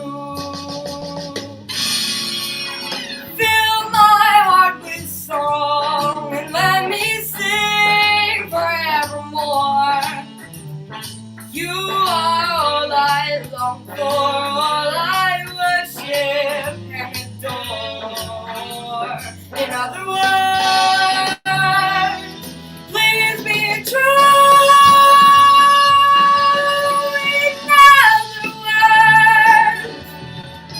In other words, I love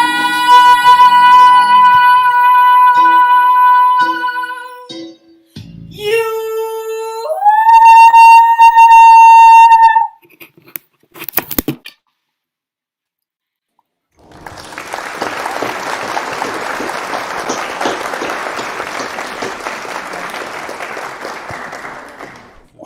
Wow, I loved it. I loved it so much. I was smiling just from the beginning till the end throughout.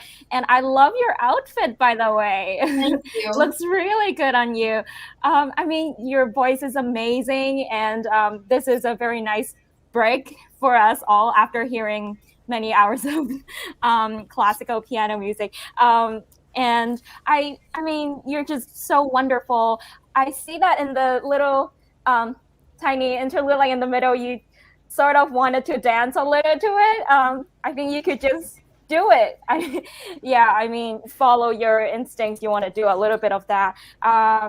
And one thing, just for me is feel like whenever you say, I love you, just say, I love you. It's not like, I love you or I love you, but you really mean it. I love you. But it's just so wonderful. Thank you so much for singing for us today. Thank you. You like Frank Sinatra? Yeah, I do. You like Count Basie? Sorry. You know who Count Basie is? No, I don't. Sorry. I think that was a Count Basie arrangement that you sang to. Anyway, I agree with Agnes that you need to know how to snap your fingers if you're gonna sing this kind of music, because it's happy music. Have you heard Frank Sinatra sing this piece? What? Have you heard Frank Sinatra sing this song? Yeah, I have. Okay, so you get a feel for it, and I think one of the things I like about your performance is that I can understand every single word that you say, and these days that's hard to find in a singer. So, especially a pop singer these days. So I appreciate that a whole lot. I think that you were a little stiff with it at the beginning, and I mean, it's hard to not have a real band behind you. I mean, that would have changed the whole thing. Anytime we're playing with a tape, it's like, listen, we really want. But you did a nice job. I would have probably tried to end with the arrangement instead of hitting the high note at the end. I mean, you can hit the high note earlier, but to do it after the music stop, I think is kind of, it doesn't work. But that's me. And very nice singing. Move your body around. Feel free to move your body. Have a good time. Act like you're having a good time up there. And you kind of seemed to me like you had your hands like this going, fly me to the moon instead of fly me to the moon. But I didn't feel that in your body. But overall, it was a great job, and I appreciate it, and thank you very much. Thank you. Yes, well, it's good to hear you again. I had judged your prelim originally, and the sound is so much better. So I mean, it's very evident that you've been practicing hard. So good for you. May I ask how long you've been working on this piece for? Well, originally I worked on it a couple of years ago for a recital I had, and recently I brought it up to my teacher, and she's like, "Yes, we need to do this one." And so we started working on it again. I'd say for at first it was just like for fun, and then we heard about the competition. I think like a month. Wonderful. A month and a half. Wonderful. Yeah, you got to go with the pieces that work for these things. You can't always do something new. So go with your strengths. So great. Okay. I was just kind of curious if I mean, when I had mentioned in the prelims, to plan out your gestures a little bit better, but I felt like you just eliminated them all, which may have been a little too far. I mean, you focused on the singing, and that was great. But I was wondering if you could give us just an overview of what this text means to you. Well, to me, it means sort of a person who finds the one, and then he's singing to her like, "Fly me to the moon." Not literally, but it's sort of like a proposition of love in my way when I think about it, and it's more Wonderful. just like a roll with it and just swing with it, which I could have worked more on. Yeah, we all could. I mean, there's always something, of course, but what does moon mean to you? Because I think that's the key, and you don't have to tell us right now, but I think that's just kind of what we were missing a little bit, is that we need you to convey what this text means more, or we need you to convey that you're singing it to someone and that you're convincing them to fly you to the moon, wherever that might be. If it's the moon, or if it's just sweep me off my feet, or whatever, or let me sweep you off your feet. So that was really all that I was missing just as a listener. I mean, the singing was quite good.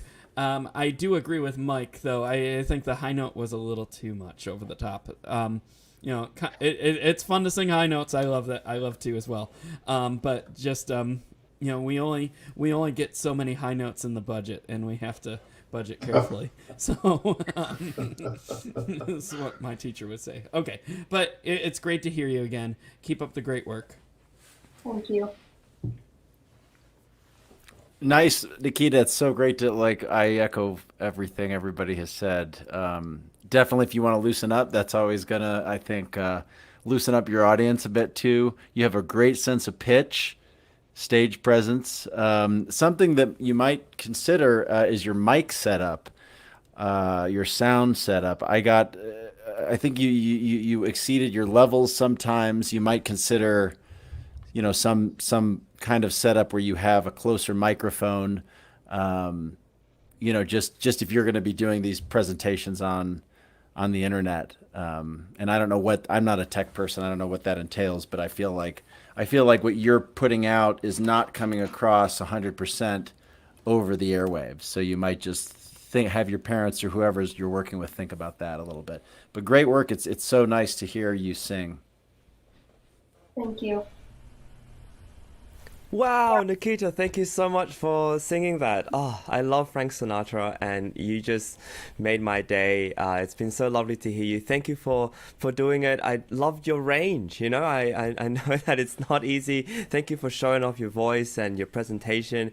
I absolutely loved it. And we also have one more comment from our judges, James Adler. Nikita Zinkowski, voice, great outfit, nice style. I totally agree. More motion or gestures are welcome during that instrumental break. But it's really nice to hear you perform this. Much clarity in understanding the lyrics. Great job. I think you have a bright future ahead of you, Nikita, and I can't wait to see you on stage and hear you live. And you're amazing. Thank you so much, Nikita. Thank you. It's great to It's see my you. Thank you. And also thank you for the judges. I think everybody really appreciated that little I guess respite from all the classical piano, because we're going to head back into classical piano with Sora Corro, who's 14. We have so many young talents today, and it's just incredible to see how developed and mature these artists are. He is in the virtuosity category, so he'll be playing pieces of a more exciting tempo and dramatic nature. And let me think if there's anything else to say about him. No, let's hear you, Oliver. Thank you so much.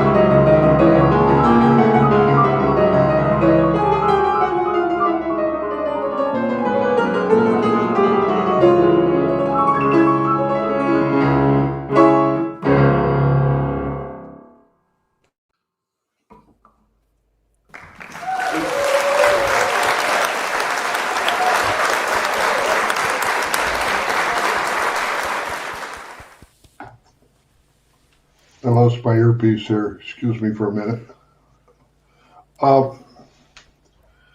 About 30 years ago, I did a recording of the Stravinsky Octet on one side of a record and the Mozart Octet on the other side of the record, both for winds. And the conductor was very, very worried about the Stravinsky.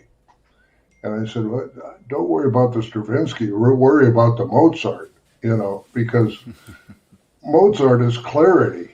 You play a wrong note in Stravinsky, you might catch it, you might not catch it. But you play a wrong note in Mozart, and it's like a bomb going off or something, So I think you played it brilliantly.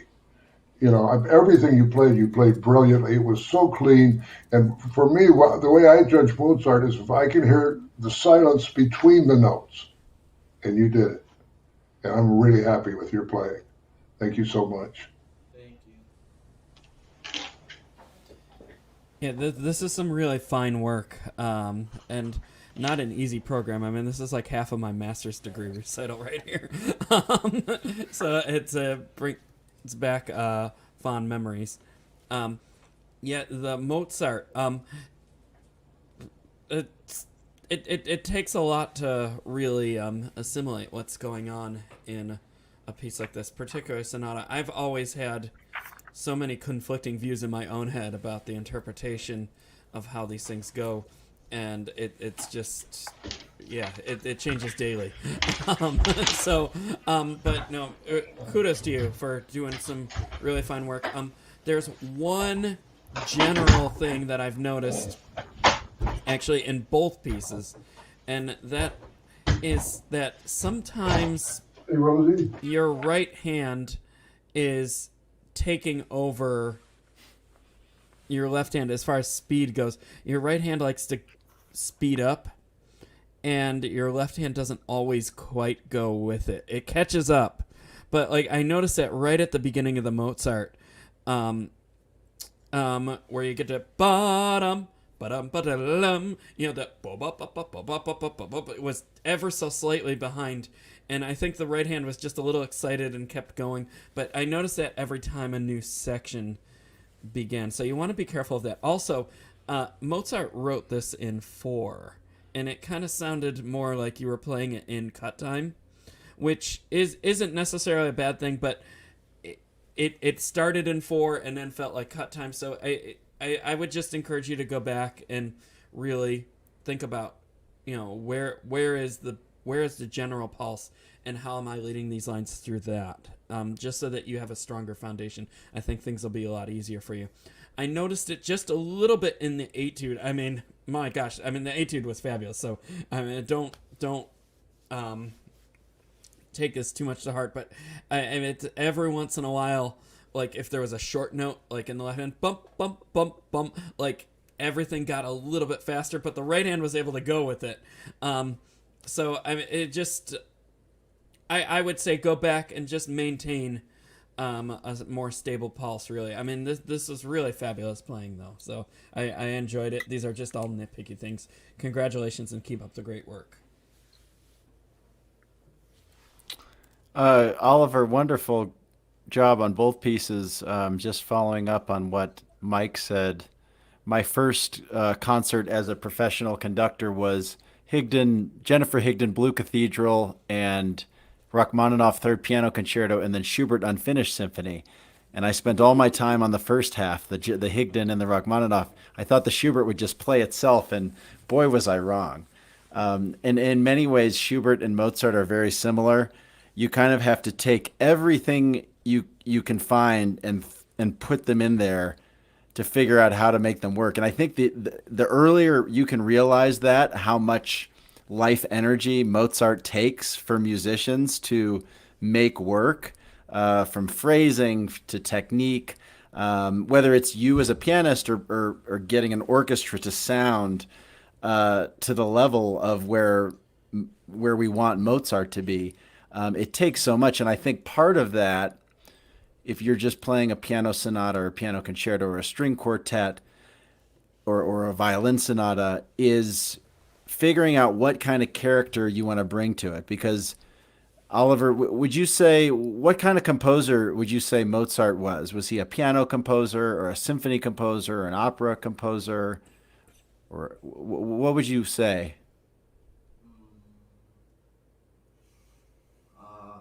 Any thoughts on that?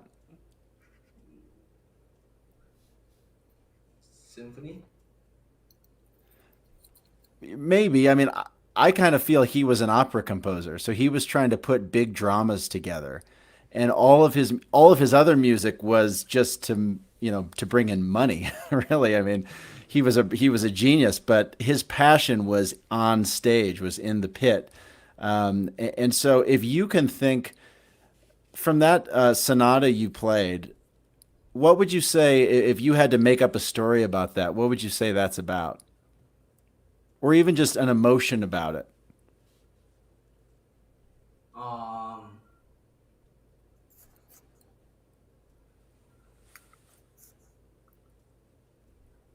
not sure.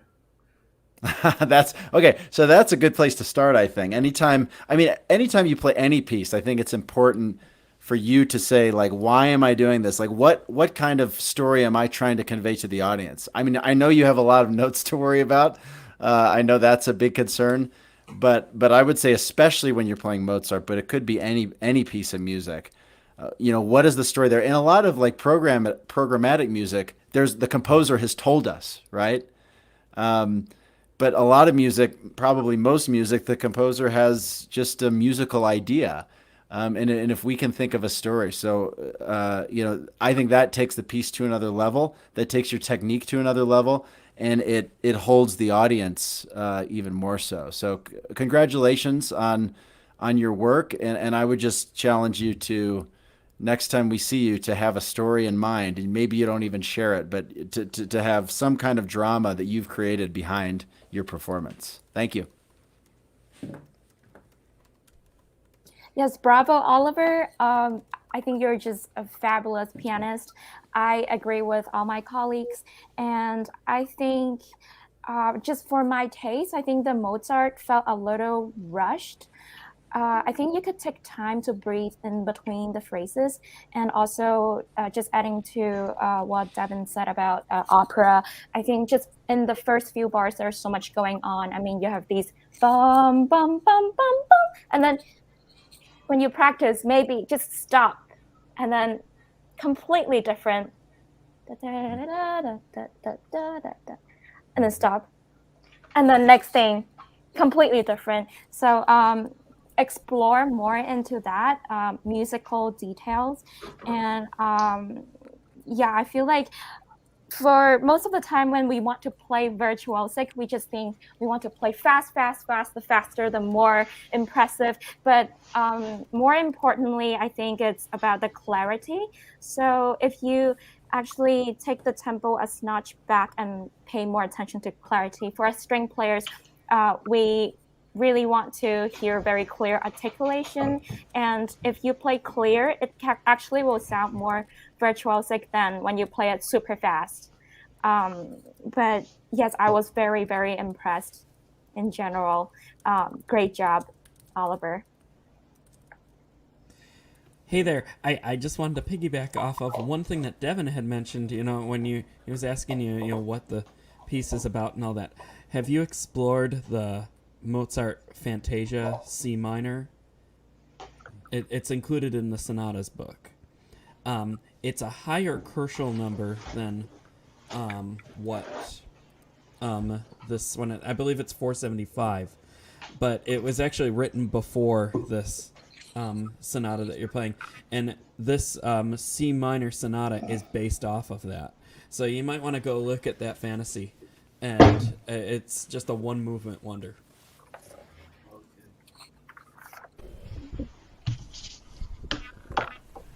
Wonderful. Thank you so much for all our judges for your encouraging comments, and thank you also, Oliver. You played absolutely fantastic. We also have James Adler, who's a judge, giving comments as well. Yeah, he says you could have more dynamic contrasting in the dramatic C minor opening. A lighter mood in the more playful sections is welcome. He also says great trills, Oliver. The development, good dynamic contrast here. You made it your own. Bravo. And he says, in the Chopin killer Etude. Yes, it's definitely a killer. To listen to and to play, it was clean with a very even touch. Please watch the pedaling. Going to the chromatic section also felt a bit too rushed. The return of the main figures closing the Etude could have more drama with these crescendos. My suggestion, start the, I guess it's an accent or a crescendo piano, then the crescendos will build better and sound dramatic. But you have a fine technique, show much musicality in this not so easy program. Congratulations, Oliver. I totally agree. You've played such an incredible program. Thank you so much, Oliver. I look forward to hearing you more in the future. And with that, we also have more piano coming up with Colin Chang. Colin Chang is 17 and he's coming to us from Canada. This is a change. We've had so many people from the United States. It's nice to have someone from a little more north in Canada, Ontario, Canada. He's in the age group of 15 to 18 and he has also been nominated for the lyrical category, which emphasizes long lines, beautiful tone color, balance, and captivating presence. Look forward to hearing you, Colin. Thank you.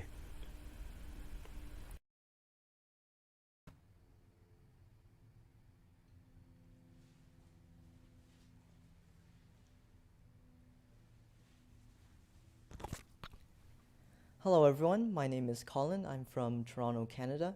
Today I'll be playing the Bach's Chromatic Fantasy and Fugue. I chose this piece because its intense expression and beautiful chromatic harmonies make it stand out as such a unique work amongst Bach's body of work.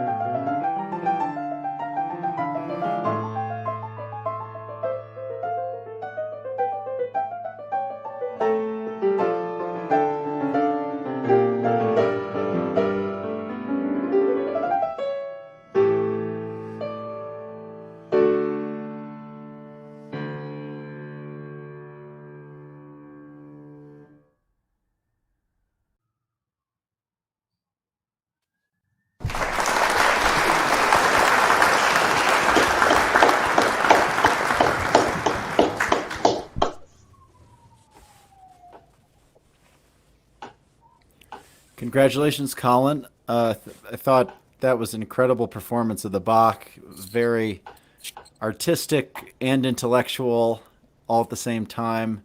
Love that you've memorized it and you're clearly thinking in terms of how Bach would have thought. I think these are supposed to come across as improvisations. It's probably as close evidence as what we have of what Bach would have sounded like when he improvises. One of the things I think you could bring a little more to, especially the prelude or the fantasy part, is a constant compositional process.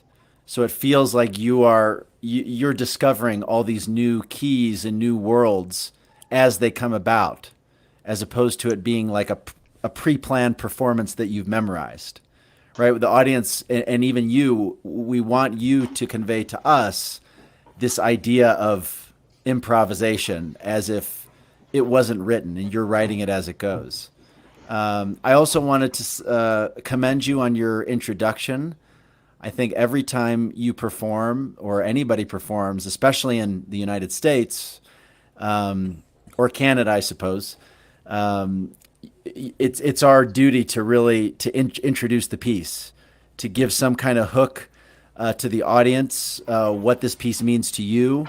I think, the days of of showing up, either a pianist or a conductor or a string quartet, and just going to perform and leaving the stage, I think those are gone. So the more, obviously you don't want to give a lecture, but the more you can talk about why somebody who has never heard this piece of music before, why they might fall in love with this piece or what this music can do for them spiritually, that's going to make a big difference and that'll make you stand out, I think, as a performer. And hopefully in 10 years, everybody will be doing that. And the last thing I would say, just kind of musically, especially in the fugue, I would try not to emphasize cadences so much. So we really want the sense that the fugue, even in a Mahler or Bruckner symphony, we want the sense that it's nonstop. It's an organic unfolding of things. And that's why we don't want to stop at the end of phrases or sections or movements. We want this continuously evolving, organic, artistic creation. So I might say a lot. I would maybe get rid of some of the heavier endings to phrases, and maybe part of that is listening across the internet. But that's something that I think you could improve upon. But overall, a wonderful performance, and you're an amazing artist. Thank you for that. Thank you. Thank you so much, Colin, for delivering such a convincing performance. I only have positive things to say about it. I absolutely love everything you did. It's amazing. I can hear it almost as spoken sometimes. Like, I love how you never get too emotional or, changing what Bach would mean, or you just, or I love that you don't sound like you're just playing the piano, but you're actually saying something. You're very thoughtful in treating all the tiny details, the trills and ornaments, and great clarity throughout. Nice organization of the piece, and I also love how you think in the longer phrases and how you treated the smaller notes in between as ornaments leading to the next cadences. Also, as Devin said, the little intro was nice. I love it. It's always appreciated. I remember getting to my last few years of school, our Juilliard would always require us to do an intro before our recitals, and we get graded on our intros. So it's nice to start doing that. And just by thinking, I remember just by planning what I want to say for the intro, I just learned so much more about the pieces and how I feel about them. So in general, great job. Bravo. Thank you. Hi. I disagree a little bit with my cohorts here. I didn't understand the beginning, really. I didn't understand that staccato note, and I'm not going to try and sing it, but the way basically it was dot. to me, it could have been da. For which part? You mean the At the very beginning. The very opening. Yeah. Now, the last note, I don't know why it's that short.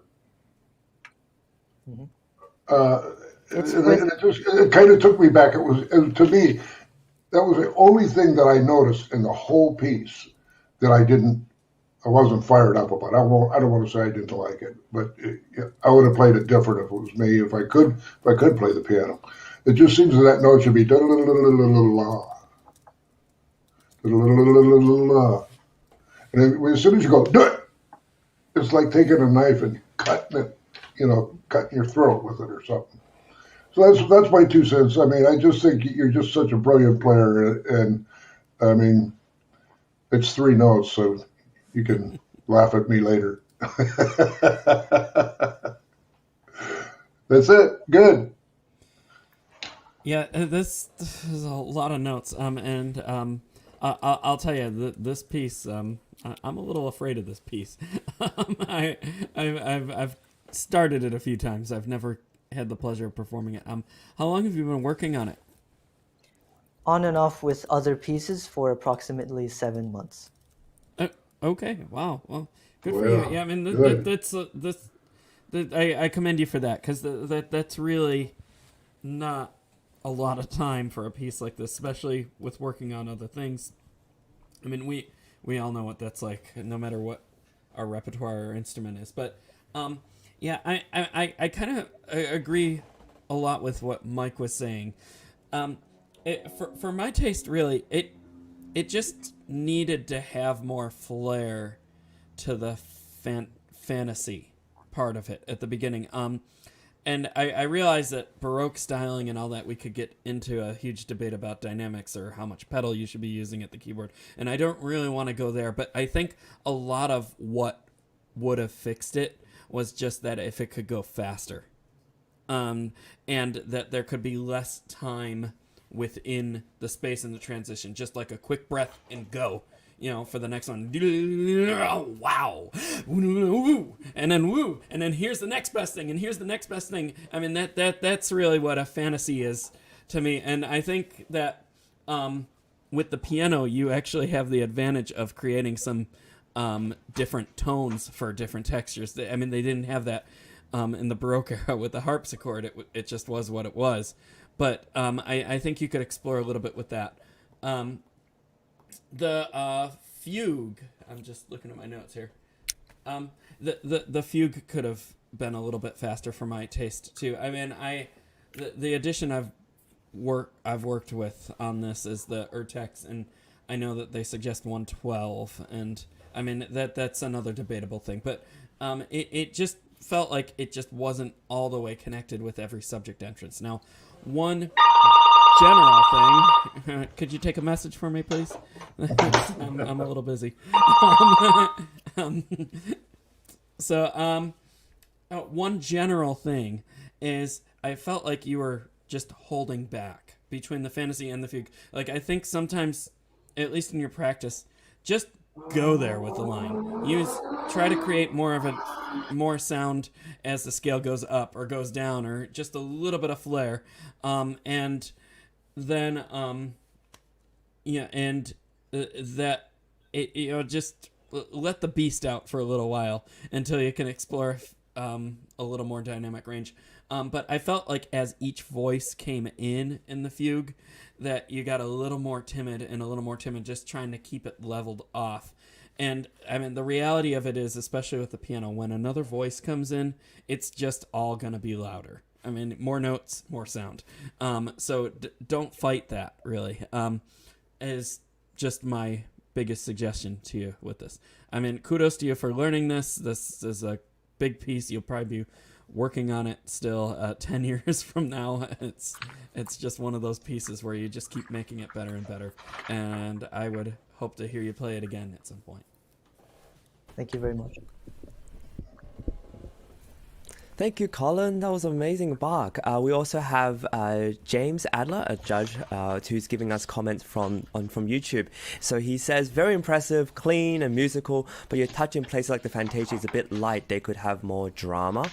We also have him saying, your technique is solid, not enough dynamic contrast were present. A more improvised feel in the Fantasia would really help. And he says your fugue performance was very clean, beautifully voiced and musical. The end of the fugue came to life with the requisite drama in the score. More of this, please.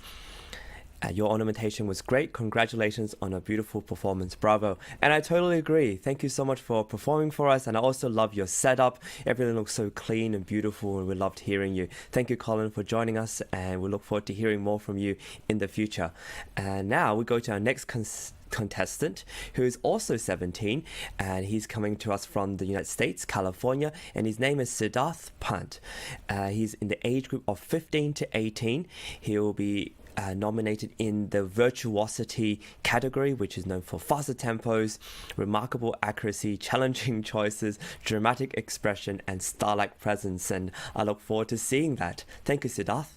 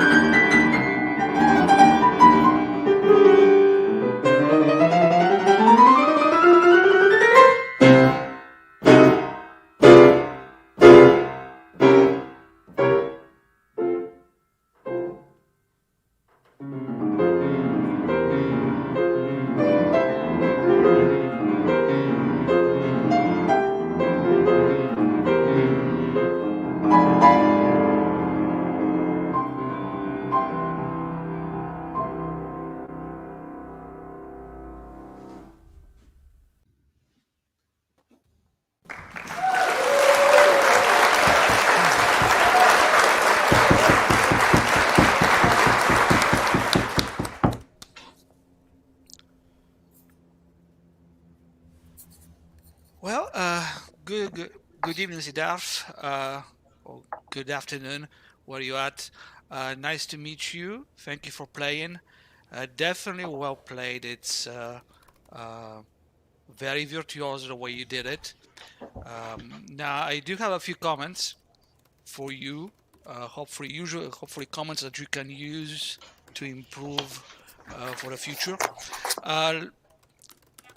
So for me, you're moving way too much. There's too much body movement, and you need to hold your back more straight. That's the first thing. Let the music speak for itself. One of my teachers used to say, "Don't work so hard. The piece is hard enough. You don't need to work harder." Next thing I'm noticing is that you're sitting a bit too close for my taste. Move back a bit would give you more freedom, more range of motion. Make sure in the beginning of the allegro, make sure to do that small ritenente at the very beginning. It's very important to do it.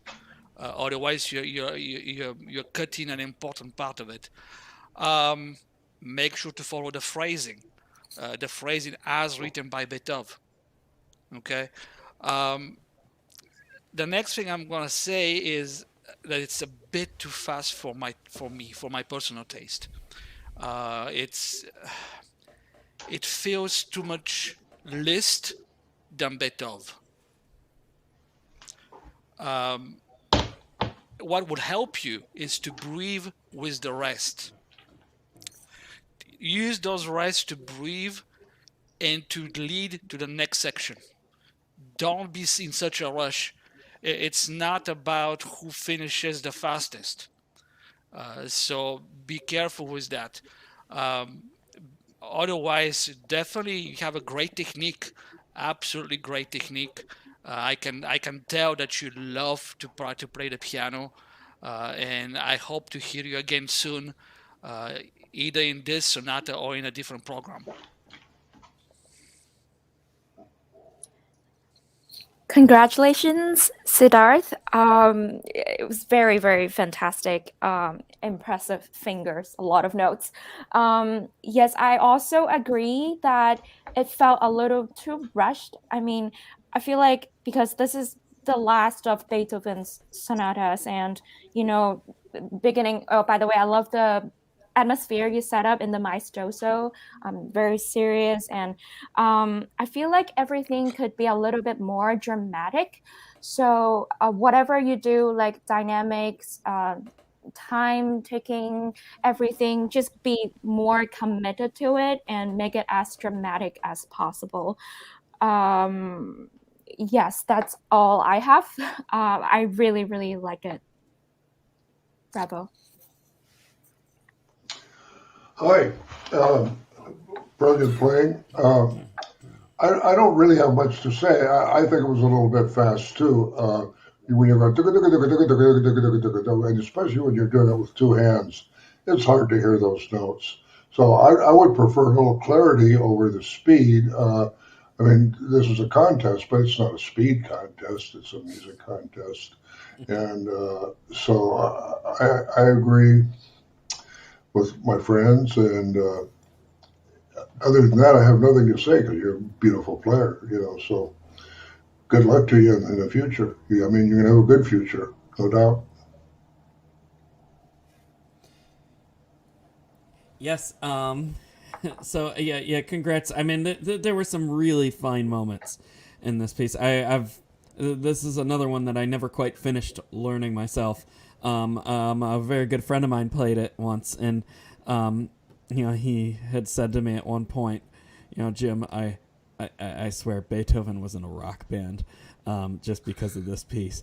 And he actually had his own rock band, and he wrote an arrangement of it. And it was all the electric guitar was going, and all that. But I never got to hear it. But I believe that he made it work really well. And you can kind of hear that throughout. But yeah, I agree with my colleagues. It was just maybe a hair on the fast side, and you have some great finger training. I mean, there's no doubt about it. But at some point, like acoustically speaking, like it's just a little too much to process. But because I know the piece so well, I know that whenever you had parallel 16th notes, which was quite a bit, when you would get to the ends of the phrases, you didn't always quite get every note out. And then the next phrase, it was like, oh, we're in the next phrase. So I would suggest, I mean, slow it down, of course, a little bit, but I would work backwards on those phrases. Maybe start like 2 beats to the end, work right into the next phrase, and then back it up a few more and add more and go from there. Because I think, so many times, I've always been a culprit of this, where we just start at the beginning of things and just try to go to the end, but we never pick things apart and work backwards from them, at least not as much as we should. And I think that you would benefit greatly from that. In the overall phrasing, again, this is where it just gets too easy to be bombastic sometimes, but all those bum bum ba bum bum ba dum bum bum ba, that's actually one phrase, but it more sounded like 4 phrases. But a dum bum ba dum bum ba dum ba da da da dum, and some shaping through there as well. Again, not easy when you're on the right hand there, but again, work backwards. Okay, and I think a lot of things will come a lot easier for you, and you'll get so much more out of the piece. Yes, and I agree with someone, I forget who it was, that said don't sit so close. That'll give you a lot of ease too. Yeah, there he is. Yeah, wonderful. Okay, but very fine moments. I would hope to hear this again from you someday, because it's gonna be great. Bravo, Siddharth. That was actually really incredible. I hope you also played the second movement, because it's a fantastic set together. Yeah, I would love to hear that sometime. Congratulations on a beautiful performance. We also have comments from James Adler, who's a pianist and part of our judges panel. He says, very dramatic, excellent technique, and you made it very personal. Occasionally left-hand blurred octaves with the theme is noted, but your musicality came through. I'm glad you took the repeat. Yes, doing what Beethoven intended is a very important part. Some unevenness to the tempo in the development section, but you had a good recovery. Your ending was very atmospheric, very beautiful. Congratulations on a wonderful performance. And I totally agree. This piece is something that will grow with you, and I hope you continue to play. You're only 17 and you're already playing his last sonata. I hope you continue to perform it. It becomes a very vital part of your repertoire, and it will only grow from there. Congratulations. Thank you so much, Siddharth. And with that, we're going to move on to our next contestant, and he's already here ready for us. And we finally have something not piano. It's nice to hear a clarinetist play for us. He's 21, and his name is Ashrey Shah, and he's in the age group of 19 to 25. He's coming to us from the US, and he has nominated to be on the profound category, which is noted for a lot of depth in character and exploration of those themes, use of silence, tone color, and a hypnotizing presence. I really look forward to hearing you, Ashrey. Take it away.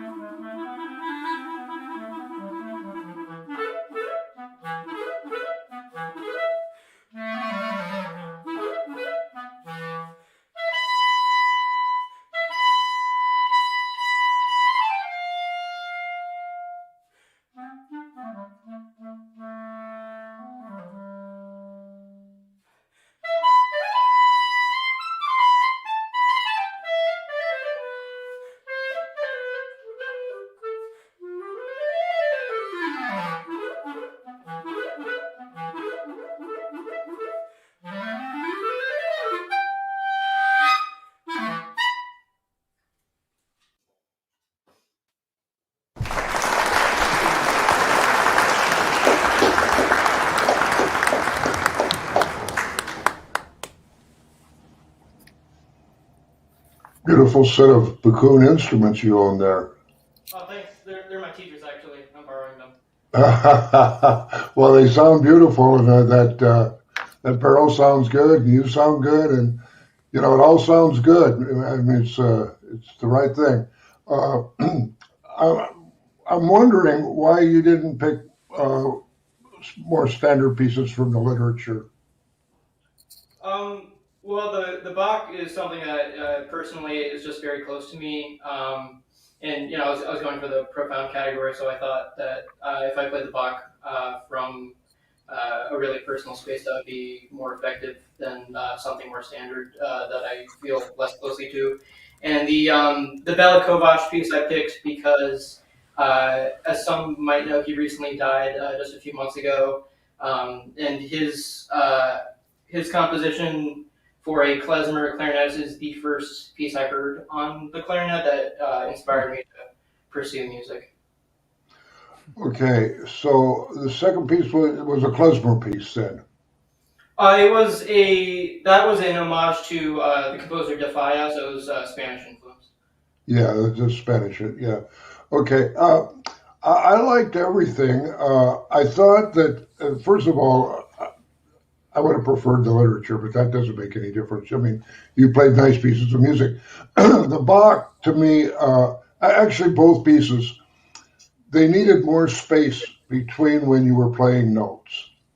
It seemed to have all run together, and I think that if you played, I don't know how you practice this, but if you would practice each phrase and just sit with that phrase for a while till you really understood it a little more, that would give you an idea what to do between that phrase and the next phrase. And again, this is minute stuff, but that's what the minute. Like I always tell people, if I bought a new piece of equipment and improved my playing 5%, that's huge for a professional musician. 5%, so no matter what it costs, you're going to do that. And the same thing here. The little changes that you can make would be huge if you actually thought more about your breathing and space between the phrases. That's all I have to say, but you sound lovely. I'm a clarinet player, and it sounds lovely. Sounds lovely. Ashley, nice to meet you. Thank you very much for playing. I absolutely loved it. I will join Mike in his comments as far as the spacing and the breathing. You have to be careful with the breathing, not to rush through things. Relax. I'm sure you've played countless of times in front of thousands of people with wind symphony and other ensembles. So just relax and enjoy. And you played very well. Congratulations. Thank you. Ashray, I really enjoyed your musicianship and, of course, hearing a clarinet, just for the variety. I actually love this piece. I know that Béla Kovács has a bunch of different homages to different composers, and I didn't know that he passed away recently. And that's really cool that a klezmer piece of his was which was what brought you into music. I think that's a really great story. That would have been nice also to hear before the performance as well, if you kind of sharing that personal story, I think. But I love the pairing of Bach, something everybody knows, with a Kovács, something that most people don't know. And I kind of wish that everybody would play in this. This is my second round judging this competition. In competitions like this, I kind of wish everybody would play an old standard that everybody loves, and then a new piece that you're exposing all of us to. That's kind of the trend with orchestras for the past 10 years. Half the program something everybody loves, half the program that they'll leave the hall loving. So I love your programming style. And of course, just in the performance, a great sense of line, musicality, phrasing. I agree. Anytime you can give some breadth, especially as a wind player, between the phrases, that's gonna make a big impact on your performance and allow the audience to shift emotional states, which is what we want to convey. So bravo on a wonderful performance. Thank you. Thank you. Sheree, thank you so much for playing. I can tell you really, really enjoyed performing. So as a violinist myself, I might be a little picky about the Bach. So I know just now you mentioned that you feel very personal to this movement. To me, I think just for my taste, it was a little too sentimental. I would just like to mention one big thing about Bach is harmony. Everything all about harmony. Just let the harmony speak for itself. So in that sense, we take the voicing of the chords, voicing different voices, a lot more seriously. So I could give specific examples. For example, when we have da da da da da da da da da da da da. So on violin we play on different strings. So da low da da da da da da da da. So you really hear the different bass line, the soprano line, and then the alto line in between, instead of making it sound like one line da da da da da da da da da da. Yes, that's the one big thing I have to say about the Bach. I love the Kovács. I would like you to pay more attention to the ending of phrases and the beginning of phrases too. Sometimes I feel like you you prepare for the next phrase a little too soon, so you taper the one before that and you start preparing the character for the next. If you could finish the line in the same character and then you start again in something completely contrasting, it would make your music a lot more dramatic. But thank you so much for playing for us today. Really, really enjoyed it. Thank you. Thank you so much, Ashrey. I love hearing your colors, and I love that in our StreamYard and everything, we're able to capture all these colors that you're able to produce, especially as I heard in the Kovács. It was beautiful. We also have James Adler, a judge who's going to give you some comments as well. He says, very musical with a beautiful tone, very stylistic. He also says, the homage was very musical, virtuosic, and wonderfully performed. Bravo. And I totally agree. I look forward to hearing more of you, and thank you for gracing us with some clarinet playing tonight. Next, we have Reuven Ben Zeev, who's also in the same age category, 19 to 25. He's actually the beginning of the age category. At 19, he's a pianist and will be performing from the United States. And he has opted for the academic category, which is known for looking at insightful interpretations, genuine style, and far beyond. So we really look forward to hearing you, Reuven. Thank you.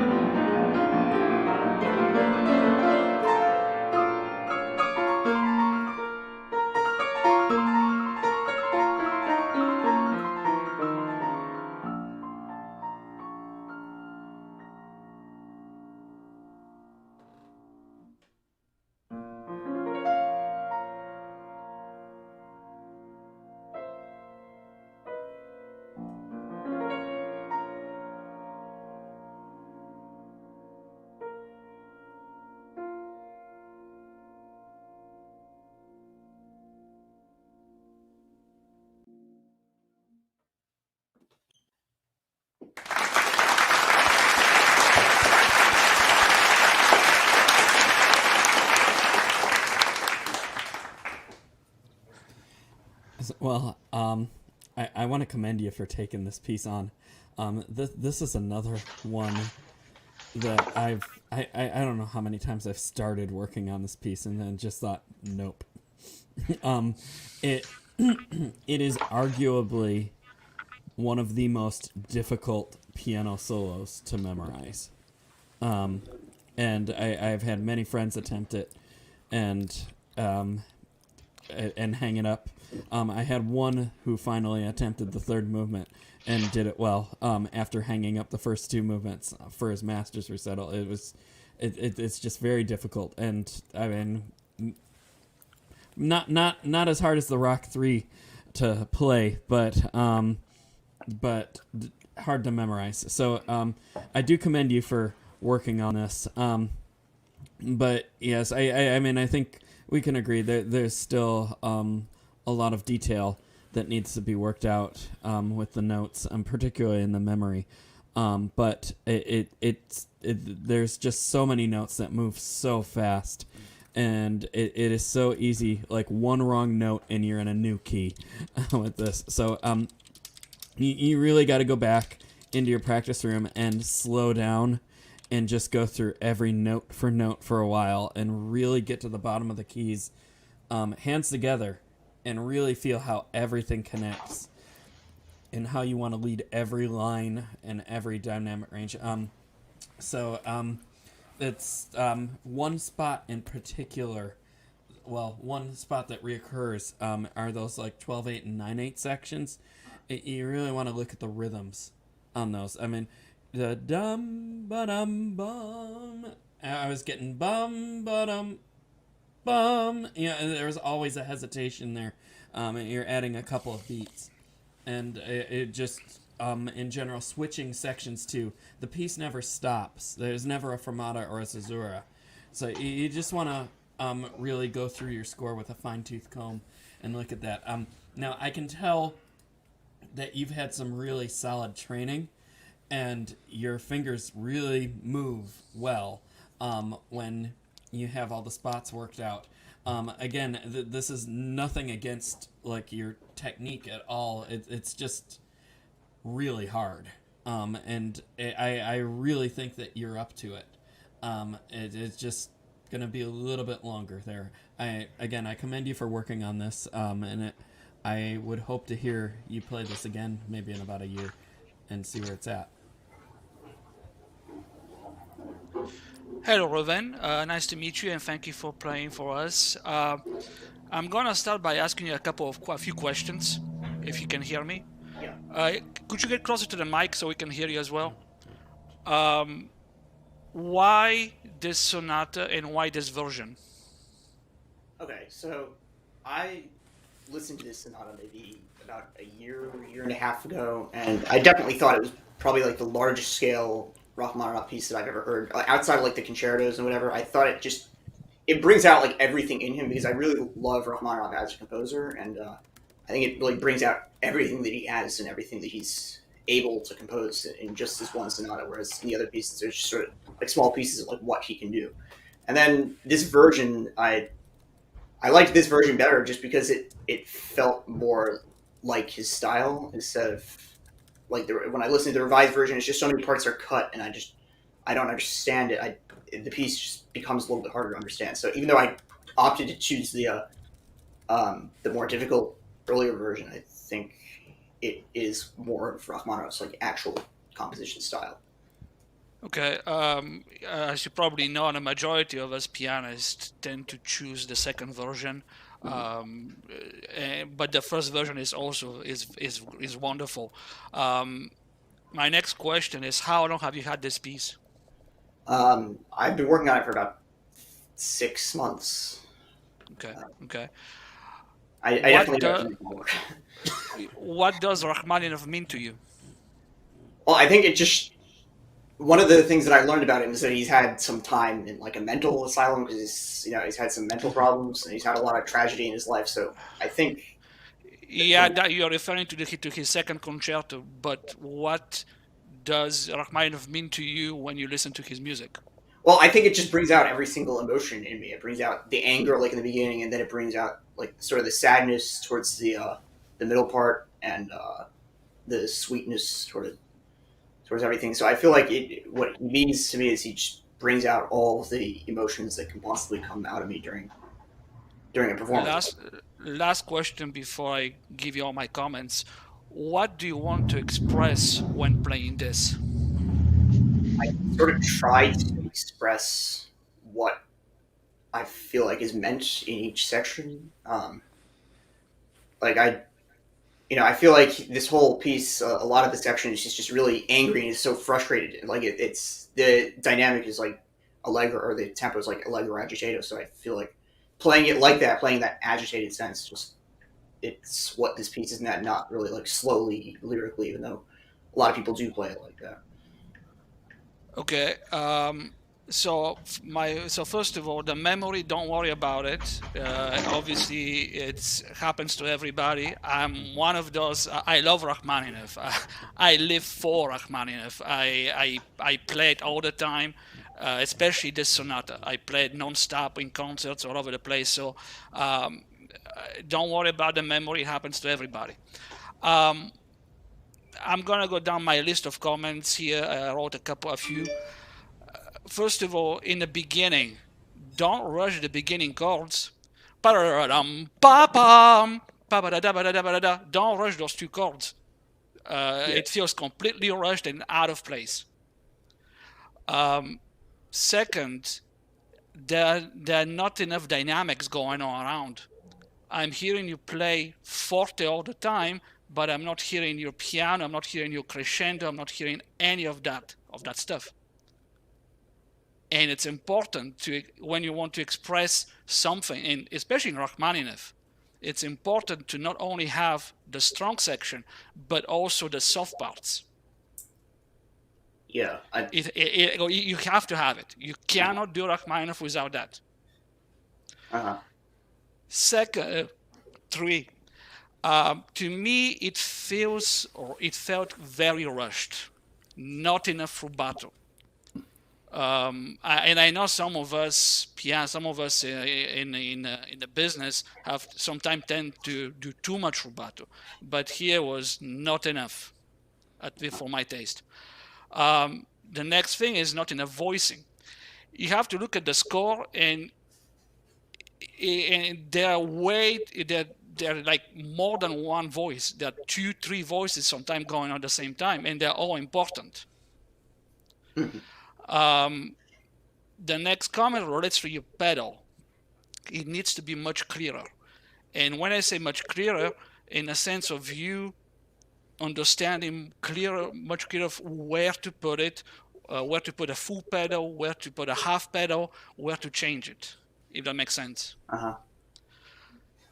And the last thing, which englobes everything I've said so far, is, to me, it lacks a clarity as far as technical and musical, in a sense of expressing what the composer wants and telling a story. Who have you listened to play this?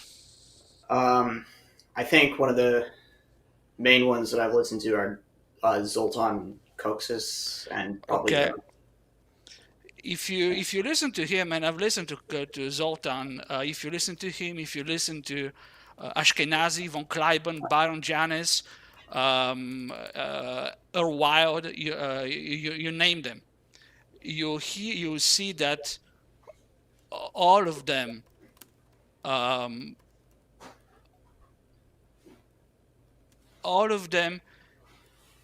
express something,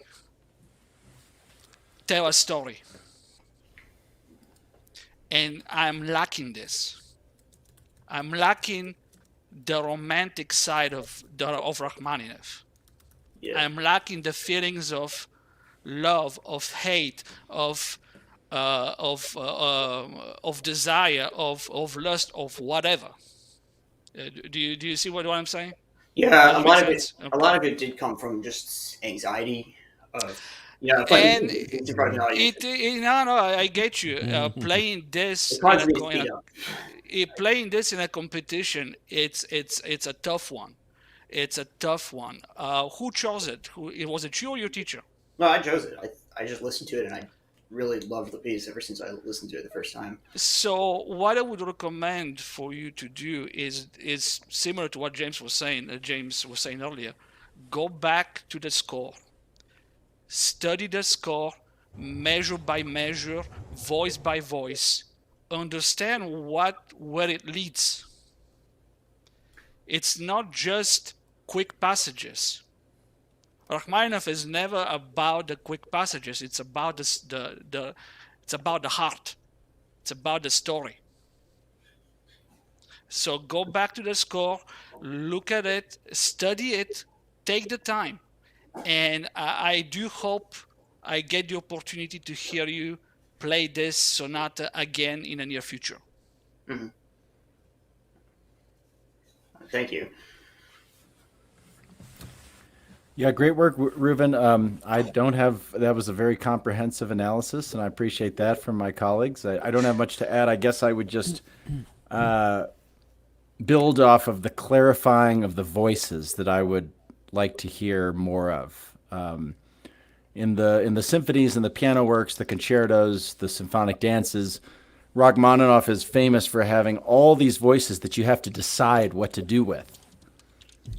So I just think I would also like to hear you play this in the future, because I think you haven't given the thought that it needs to decide where is the important voice, what is the emotion being expressed there, et cetera, et cetera. So, but you're great start to it, and I'm looking forward to hearing you in the future. Thank you.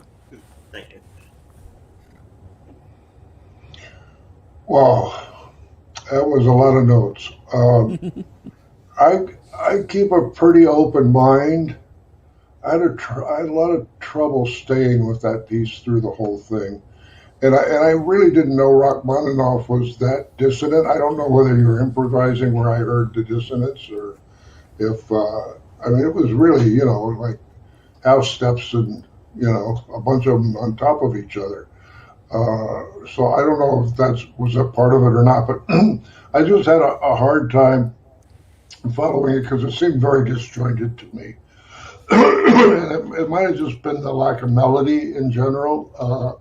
I assume there's a melody. Maybe you didn't bring it out, or maybe there's not a melody. It's just all those clusters of notes and everything. And I'm not a Rachmaninoff expert, so I'll just keep my mouth shut now and let the piano players talk about it, because I didn't get it.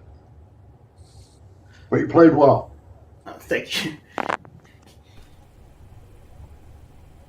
Thank you so much, Reuven, for tackling this monstrous piece. We all have one more set of comments from our James Adler, who's also a pianist and composer, arranger. He says, "Bravo, Reuven. You made this a very personal and very musical performance with this very difficult Rachmaninoff gem." I totally agree. The veloce measures before the first measure also could have the right-hand accent brought out more. The tempo D-flat section has marvelous dynamics, also very clean, but with sharper rhythms would be preferable. And also tempo 1 in the B-flat minor section was very clean, impressive, warm and musical. This was beautifully played. Congratulations. Most of us do use the second version of this sonata. The edition I also use. So some thoughts, some things for you to think about, Reuven. Thank you so much for presenting this to us and taking the courage to perform this. I hope you continue to live with this piece. It seems like you're very passionate about it, and I know it will only grow with you with the years to come. Thank you so much. And so we're going to move to some younger kids to play. This is in the group 10 and under. I'm really delighted to have an 8-year-old. That's amazing. Nevaeh Marilich from the US will be performing. She's only 8, and she'll be playing soon for us. She's nominated for the lyrical category, which is known for long lines, beautiful melody, tone color, and captivating presence. I really look forward to hearing this, and thank you very much.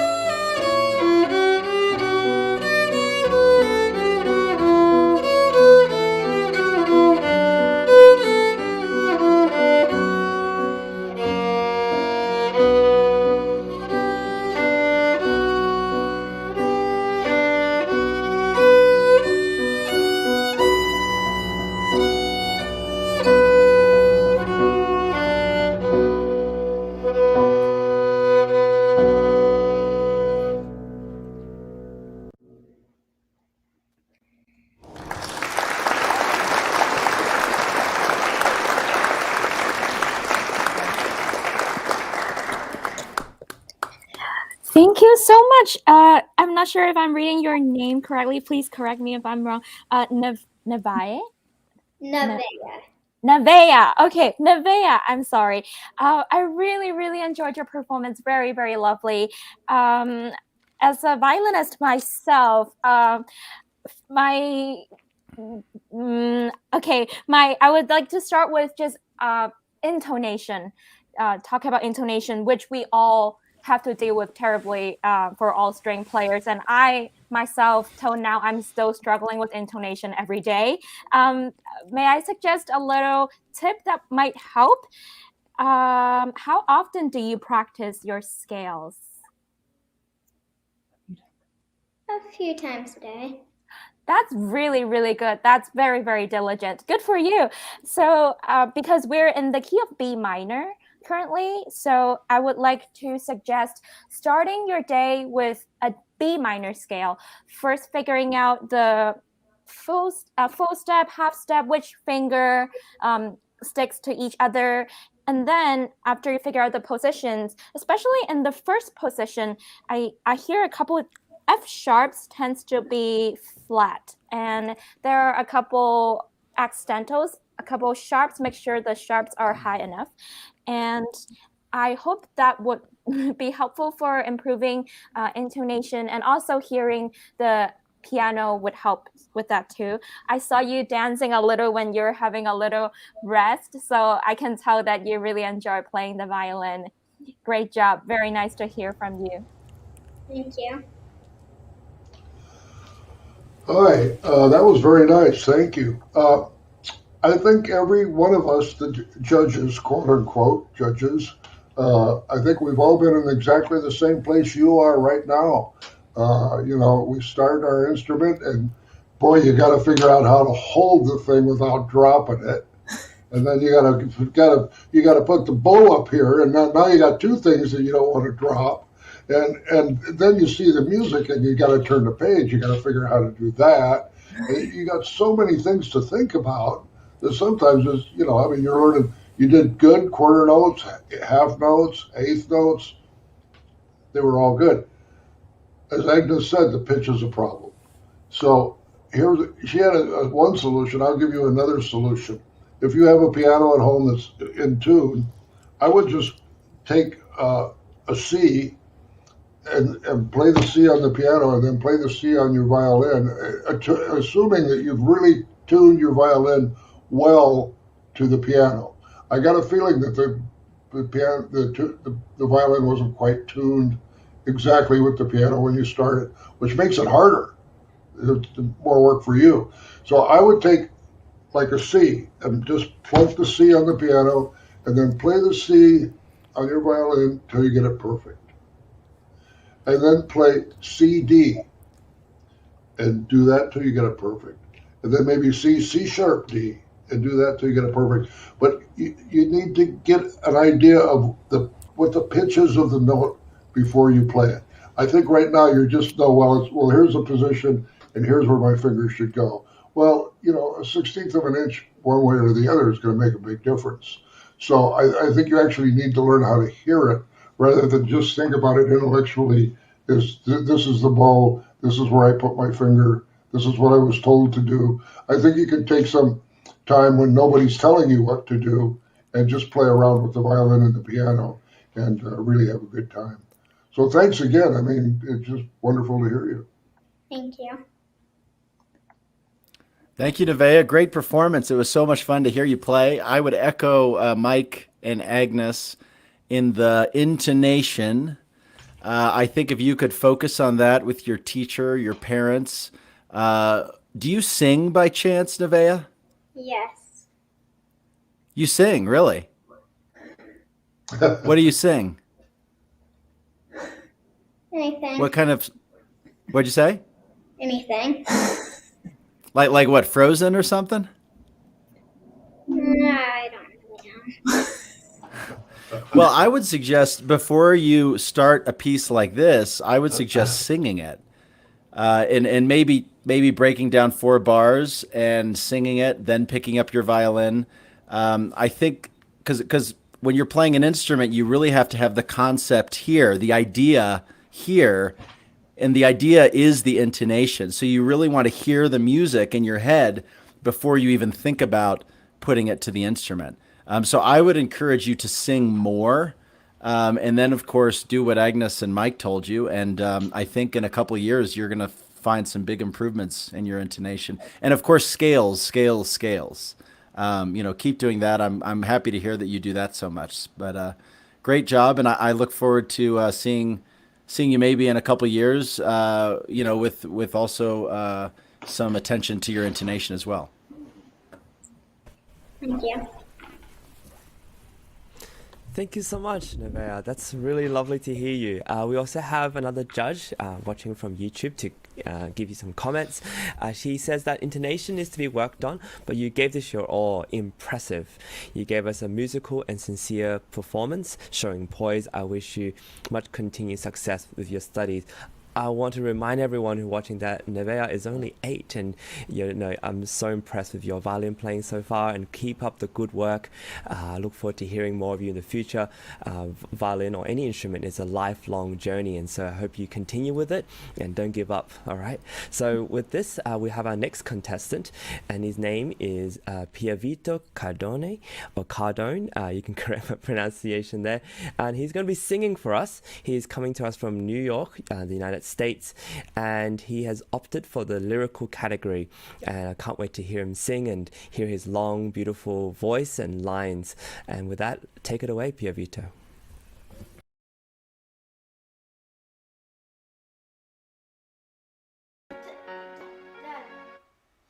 Hi, I'm Piavito, and today I'm going to be singing Ave Maria. Ave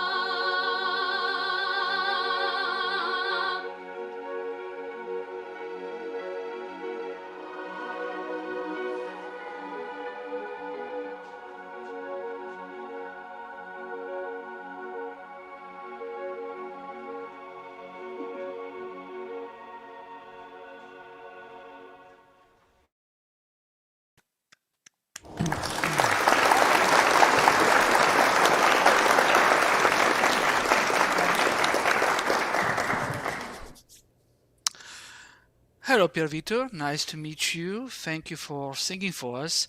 Um, well done, definitely well done.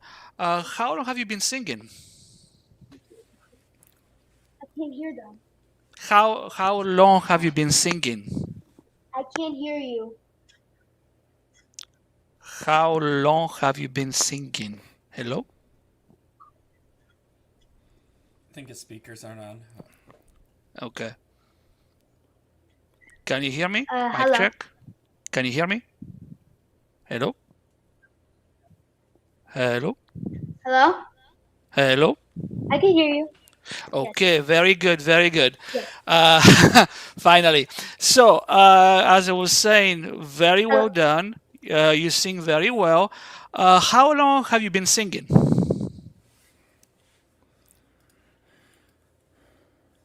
How long have you been singing? 2 years. Okay, okay, and I'm going to 2 assume years. that, and I'm going to assume 2 that years. you, and I'm going to assume that you want to be a, that you want to, I think he's on major delay. yeah, I think so too. Major delay on comms here. Can you hear? Hi, judges. How about we just continue with the comments and maybe you can Yeah. watch them a little bit later on. Thank you so much. Pierre Vitor, if you Yeah, can hear that's us, we're going to keep going with the comments and then you can hopefully listen back on YouTube to see and hear everything. Thank you so much. Okay, so we'll skip my questions, but I'll just say this, that you need to for me, you need to keep your singing composure without without smiling to the camera, because the song is not so much of a smiling song. He can hear us now. Can you hear us? Okay. Anyway, I'm looking forward to hearing you in the future. Thank you.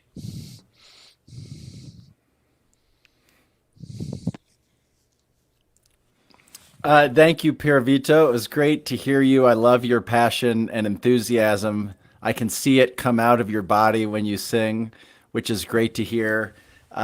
Just a small, I think, suggestion with the Schubert Ave Maria. It is, I think, more of a composed, kind of what Auguste was trying to communicate with you. It is a little bit of more of a composed piece. You know, so if you can kind of maintain that centeredness for that piece a little more, normally we might say, let's bring out, let's bring out the passion and the enthusiasm from a musician. But I think for the Schubert, if you can maintain that beautiful voice, but more of a composed presence on stage, I think that may help that piece. And I would suggest maybe watching some singers on YouTube, some very famous singers sing the Ave Maria, and just kind of see how still they are and how they kind of pull the audience in. And that's what you want to do. You want to really pull the audience to you. But bravo, great singing. Keep up the wonderful work. Yes, bravo, Pierre Vito. Thank you so much for singing for us today. I agree with everyone else, what all other colleagues have said. I love your passion and I love your beautiful, relaxed voice, and I can tell your body is very relaxed too.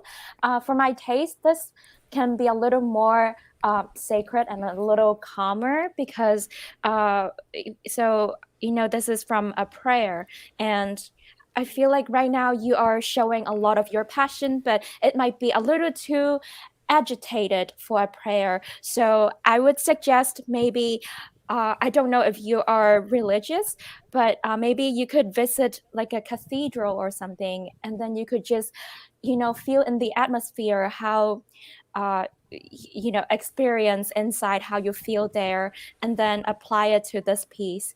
I hope that it would help you tremendously. But it was really, really nice hearing from you today.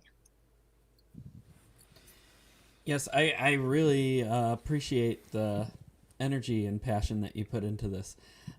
It's not too many people get enthusiastic about a piece like this, so that was refreshing.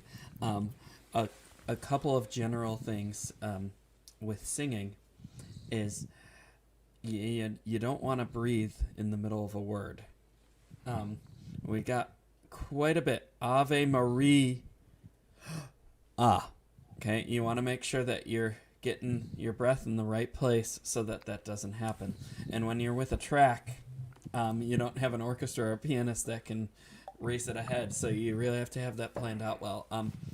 Breath in general was very high, and it comes with your excitement, but we get a lot of... And then at the end of a phrase, you're so out of breath that you have to breathe, but then you're holding it, and then you start the next one a little too early. And that happens to all of us in the in our training, but we have to learn to sing low, breathe low, and use it from here.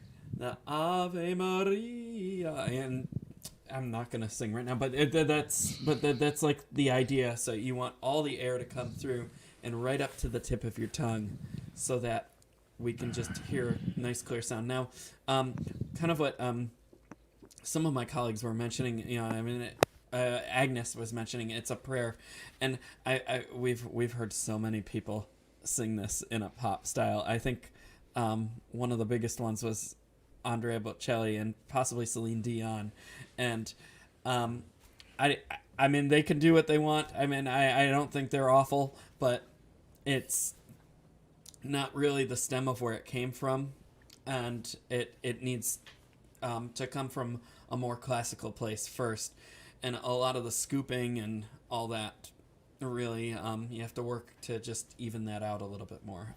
But again, it's really refreshing to hear that you have such enthusiasm with this piece, and I really appreciated that, and hope to hear you again at some point. Okay, Vito. I just have a couple little things for you. One is you really know how to sell a song. You just sold it to the whole world. It was wonderful. The other thing is as you get high, be careful, especially at your age. You don't want to ruin your throat. So I would get with your voice teacher and have her put a cap on how high you can go, because you're really, when you're getting those upper notes and you're selling it to us, you're singing pretty loud. You're straining your throat really seriously. So I would like to see you sing forever. So if I was you, I would just get with your teacher and set some limits on yourself for right now. That's it. Thank you. Sound great. Appreciate it. Pia Vito, thank you so much. It takes a lot of courage to sing, not only on stage, but on the virtual stage and to a camera and mic and have all these backing tracks. There's a lot to manage, and at your age, it's a lot. So thank you for taking the courage and the time to perform for us. We have one more little judge's comment from James Adler. He says, very musical, putting much emotion and sincerity into your singing. He also says, watch breathing through phrases. Suggest working with your teacher on phrasing with breaths. But overall, your Ave Maria was beautiful, and I think really it's a song that you can continue to work on, and I look forward to hearing you perform again. Thank you, James Adler. Thank you so much. And to all the judges, thank you for being so encouraging and inspiring. We're going to move on to our next contestant, Ella Levi, who's 7. I think she is our youngest competitor tonight, and I'm really happy to introduce her. She's going to be playing piano for us, and she's coming to us from the United States. She's opted for the lyrical category, and I'm looking forward to hearing her play. Thank you, Ella.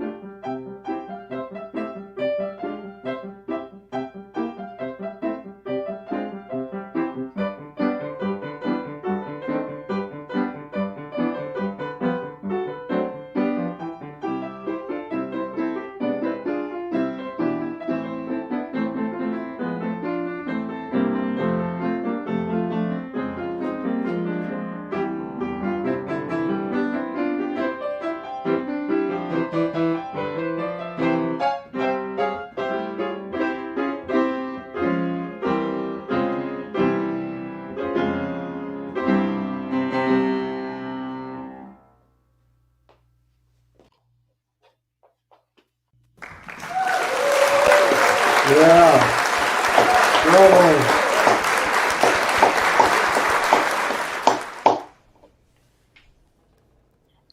Ella, it was so lovely hearing you play. I mean, you're very brave playing for us today in front of so many people. Brava to you, and you're very, very talented. And you're super well prepared because you memorized it. Really, really impressive. I really have only good things to say. I think your hand, everything, your gesture looks very, very relaxed, and you also figure out the pedal work, which is amazing at your age. Thank you so much for playing. Congratulations. Thank you. It was lovely, absolutely perfect. I have nothing negative to say. I have everything positive to say. I just loved your playing. I loved you sitting with your, I don't know if that's your teacher, your dad, your brother, or whoever it was. So you guys played great together, and congratulations. Just keep playing. Just keep doing what you're doing. Thank you. Yes, congrats. I agree with my colleagues. I don't have anything negative to say. It was really just all positive. I mean, you obviously really love this piece, and you have great spirit with it, and I really enjoyed it. Congratulations. Thank you. Well, hello, nice to see you. Franny, thank you again for what you're doing out there. Much appreciated, your accompaniment. No, this was a great job you did, Ella. Very well played. Congratulations. Thank you.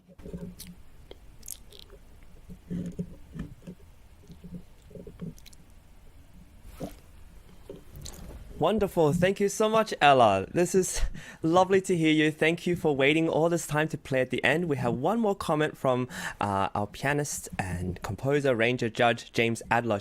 He says, wonderful performance, impressive, and you even memorized the piece. Good for you. I definitely wasn't playing something like this when I was 7. And he also says, very musical, already showing excellent pedalization and a fine technique. Let's see, congrats also to your collaborating pianist, your teacher, bravo and bravi. Thank you, Friday. Thank you for accompanying for Ella. And Ella, you at 7, I'm so impressed. Thank you so much for playing for us. It's a delight to hear you. And I want to announce our final contestant, but we're going to have our co-founder, Dr. Anna, to do that. Thank you. I guess Ella is celebrating. What a joy to hear that celebration. Oh my God. That's how I felt at her age, finishing the piece in one piece. It should be a celebration after every time you play. Absolutely. Let's learn from the young kids how to celebrate the performance, our own performance. Don't go back and go like, oh, that didn't work. That didn't work. Yeah. No, yay! Lots of things worked out. Exactly. And now I would like to announce the last contestant in the last session of this enormously long marathon of the semifinals, Ben Batalla. He's in the age group 26 and older, and he, just like everybody else, was patiently waiting for his turn, but then he could wait no longer because he had to show up for his work. We definitely don't want a contestant to get fired because he's participating in the sound specific competition. So we did a little trick. Our phenomenal crews in the back end conducted a live performance recording of his presentation, which we will play right now. And once again, this is our last of the last of contestants in the semifinals of the Sound Espressivo competition. And now Ben Batalla, who is in the program, nominated for the artistic category of program. He's coming to us from the United States.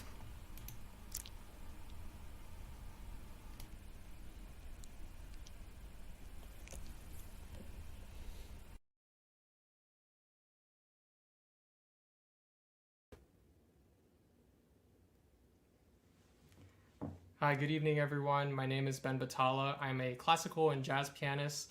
I'm really privileged to be able to play for you my program this evening. It's not every day where I get to combine both my loves for classical and jazz music, and I thought that Chopin would be an excellent entryway into this world that I love of combining all the different languages of harmony and color and lyricism, and kind of just crossbreeding these genres that are stereotypically so distant. So I'm excited to share with you first Chopin's Third Ballade in A flat major. Thank you. Enjoy.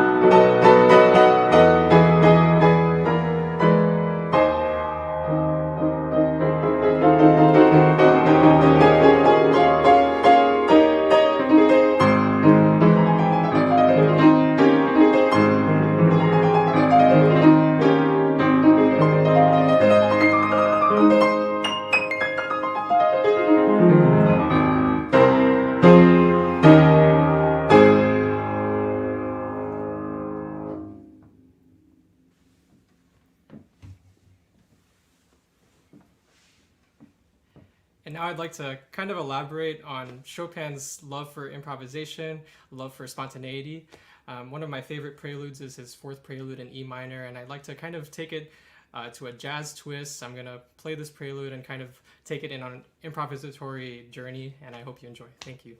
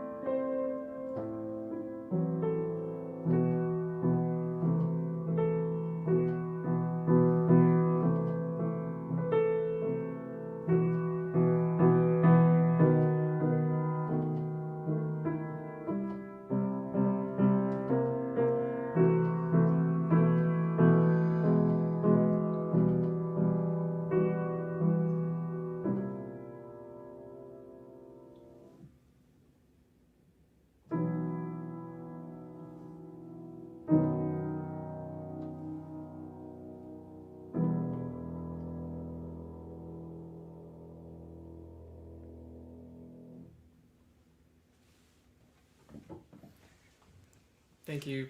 I'd like to continue with a famous jazz standard called Misty. I thought it fit really well with the theme of just Chopin's love, the themes of love and romance in his music. I thought this would be a wonderful transition into just the wonderful jazz tradition that we have in American music. Thank you.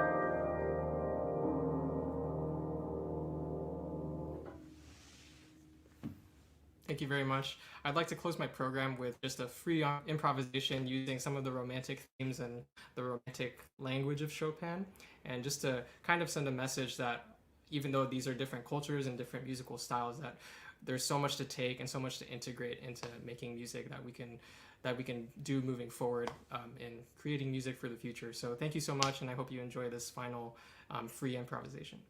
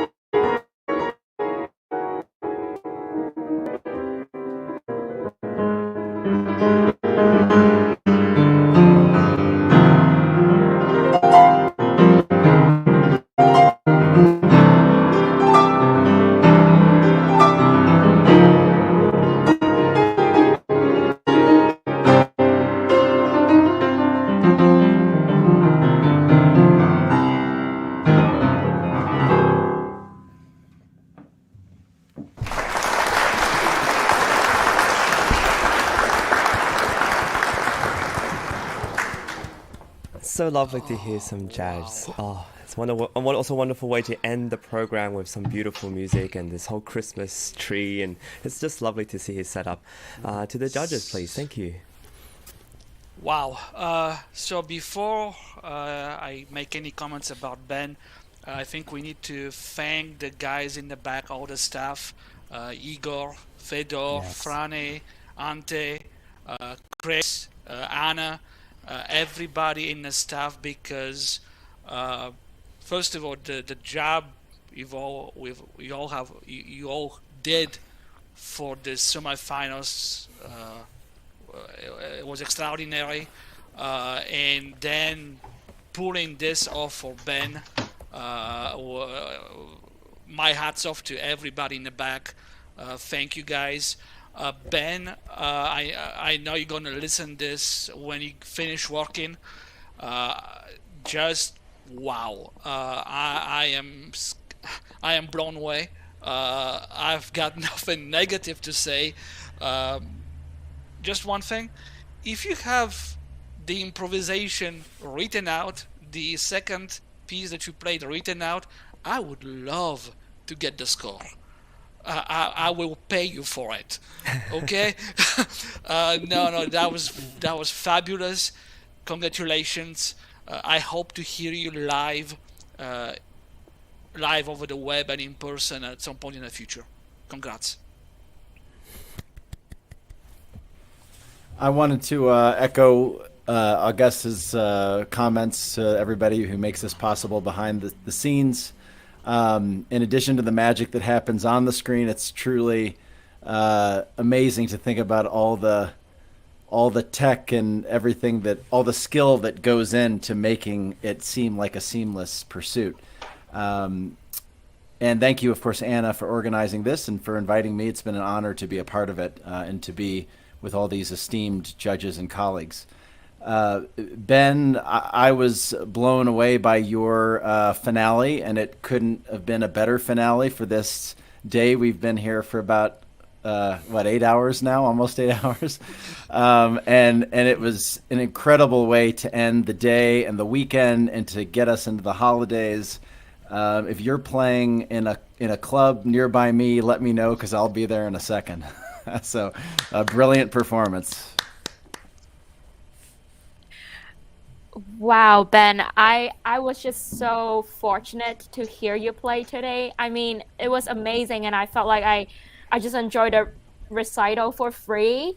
So I think others have already mentioned, but I mean, I wrote in my comments, I would love to buy a ticket to hear you someday play live, because this internet, I mean, it's amazing technology these days, but with the mic and everything, it does not do you justice. I mean, your level of playing, and I mean, amazing sound coming from an upright piano, and so many emotions in your music, and you really feel the harmony, intensity, everything. It was just so good. So big bravo, really. Congratulations.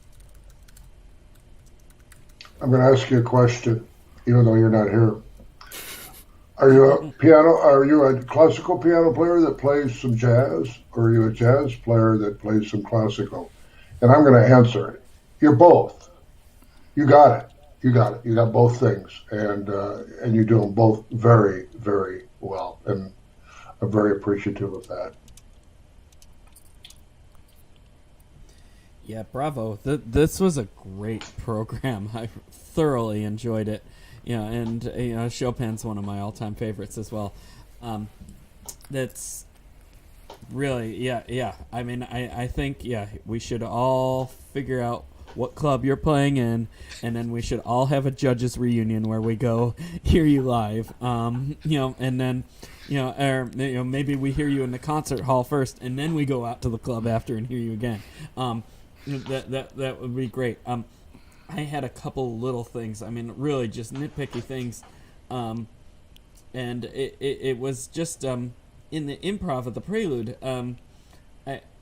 I just could have used a little bit more middle tones, as you were going through it and all that. It's just sometimes the climax would just come out of nowhere and be like, hello, or something. But I mean, it's really nitpicky things. I was really impressed with it. And it was, a few little things like that throughout. But I mean, really, you're a very accomplished artist. One general thing that I would just ask, if you're gonna record a recital again, to maybe just move the mic over to the side a little bit, because it was in the sight line of your hands, and I just like to watch your hands. So, but congratulations, really, bravo. Bravo, Ben. It's lovely to hear. I think I'm glad you're a little bit towards the end and the final contestant, because it's a fantastic way to wrap up the final session of the semi-finals. We've had a long listening session, and thank you to all the judges for all your hard work. It's not easy to be paying attention and give such sincere and thoughtful comments after each contestant for more than 5 hours now. And a lot of you have been doing the session before that, so it's just been a long time. Thank you so much for all your dedication, all the hard work you put in. I'm going to bring the co-founder, Dr. Anna, on to give some little remarks as well. Thank you, Chris. Thank you, judges. Oh my gosh, I can't believe how much effort and love and dedication and energy you put in today. This was a very, very long day, and I can tell you how appreciative I am of everyone's commenting and paying full attention and really trying their hardest to be helpful, to be nurturing and supportive of every contestant. It's really tough for contestants to perform on the virtual stage live. It's very tough for judges to be focused for the entire day. We started today at noon, and it's 9 o'clock, and some of our judges had been in both sessions, and that shows stamina of musicians. We are not born with it. We train ourselves for that. So many thanks go to our fabulous judges of today. Bravo. Yeah. And to all the judges who were with us for the entire marathon of 4 days for semifinals of the Sound Espressivo competition. And I want to say again, thank you. And the judges will be going to the deliberation room. You still have a job to do to decide who will be in the finals from this long session. And I just put the link in our private conversation room in there. So with that, Chris and I will thank the audience, and I want to first of all thank very much the support groups of all contestants. It takes enormous amount of consistent support from parents, families, friends, and everyone to really grow a musician, and especially musicians of the level who were here today performing. Definitely, I think musicians don't get paid for practicing, and so but we have to do it, and we have to get better at our craft. And so we really appreciate all the parents and everybody who sponsors, donors who support not only the musicians but these kind of programs and make it all happen. I also want to thank History of Music for distributing our show and helping us with social media and everything that goes behind the scenes to make sure that this show and this whole thing gets broadcasted to as many platforms and to many eyeballs as possible. This is a really big task for everybody, and Dr. Anna, you've been incredible throughout all this, and not just in the organization but also in distributing and getting this to as many people as possible. Yes, we need people to see what young musicians, and not very old young, what musicians are capable of. We need Definitely. to be visible. We need to have this classical and jazz and all those styles of music be out For there, sure. so people can really enjoy it, really can communicate with this, really the happiest language of all. You can't really insult anyone with music, can you? For sure. So for all those who are watching and who are still watching after 5 hours, thank you so much. Please share it. Press the share button and share it with your friends so that this reaches more people. And if you want to leave a comment, please do. We'll put it up as well. Thank you so much. And also, I think we also have one final comment from our judge, James Adler. And so we'll make sure that we have that on. If we could show that very quickly. James was saying that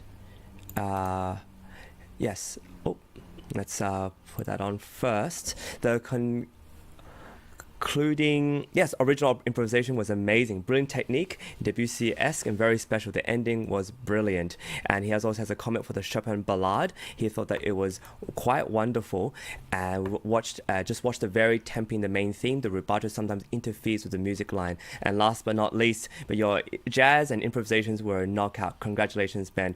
It's people who comment like our judges do, but also our audience, that makes this show broadcasted to more people, helps the algorithm, and it just makes the contestants feel warm and listened to. And I think ultimately that's so important, that when you put your music out there, that you're being heard, that you're listened to, and it shows in our views. So please share it with all our others.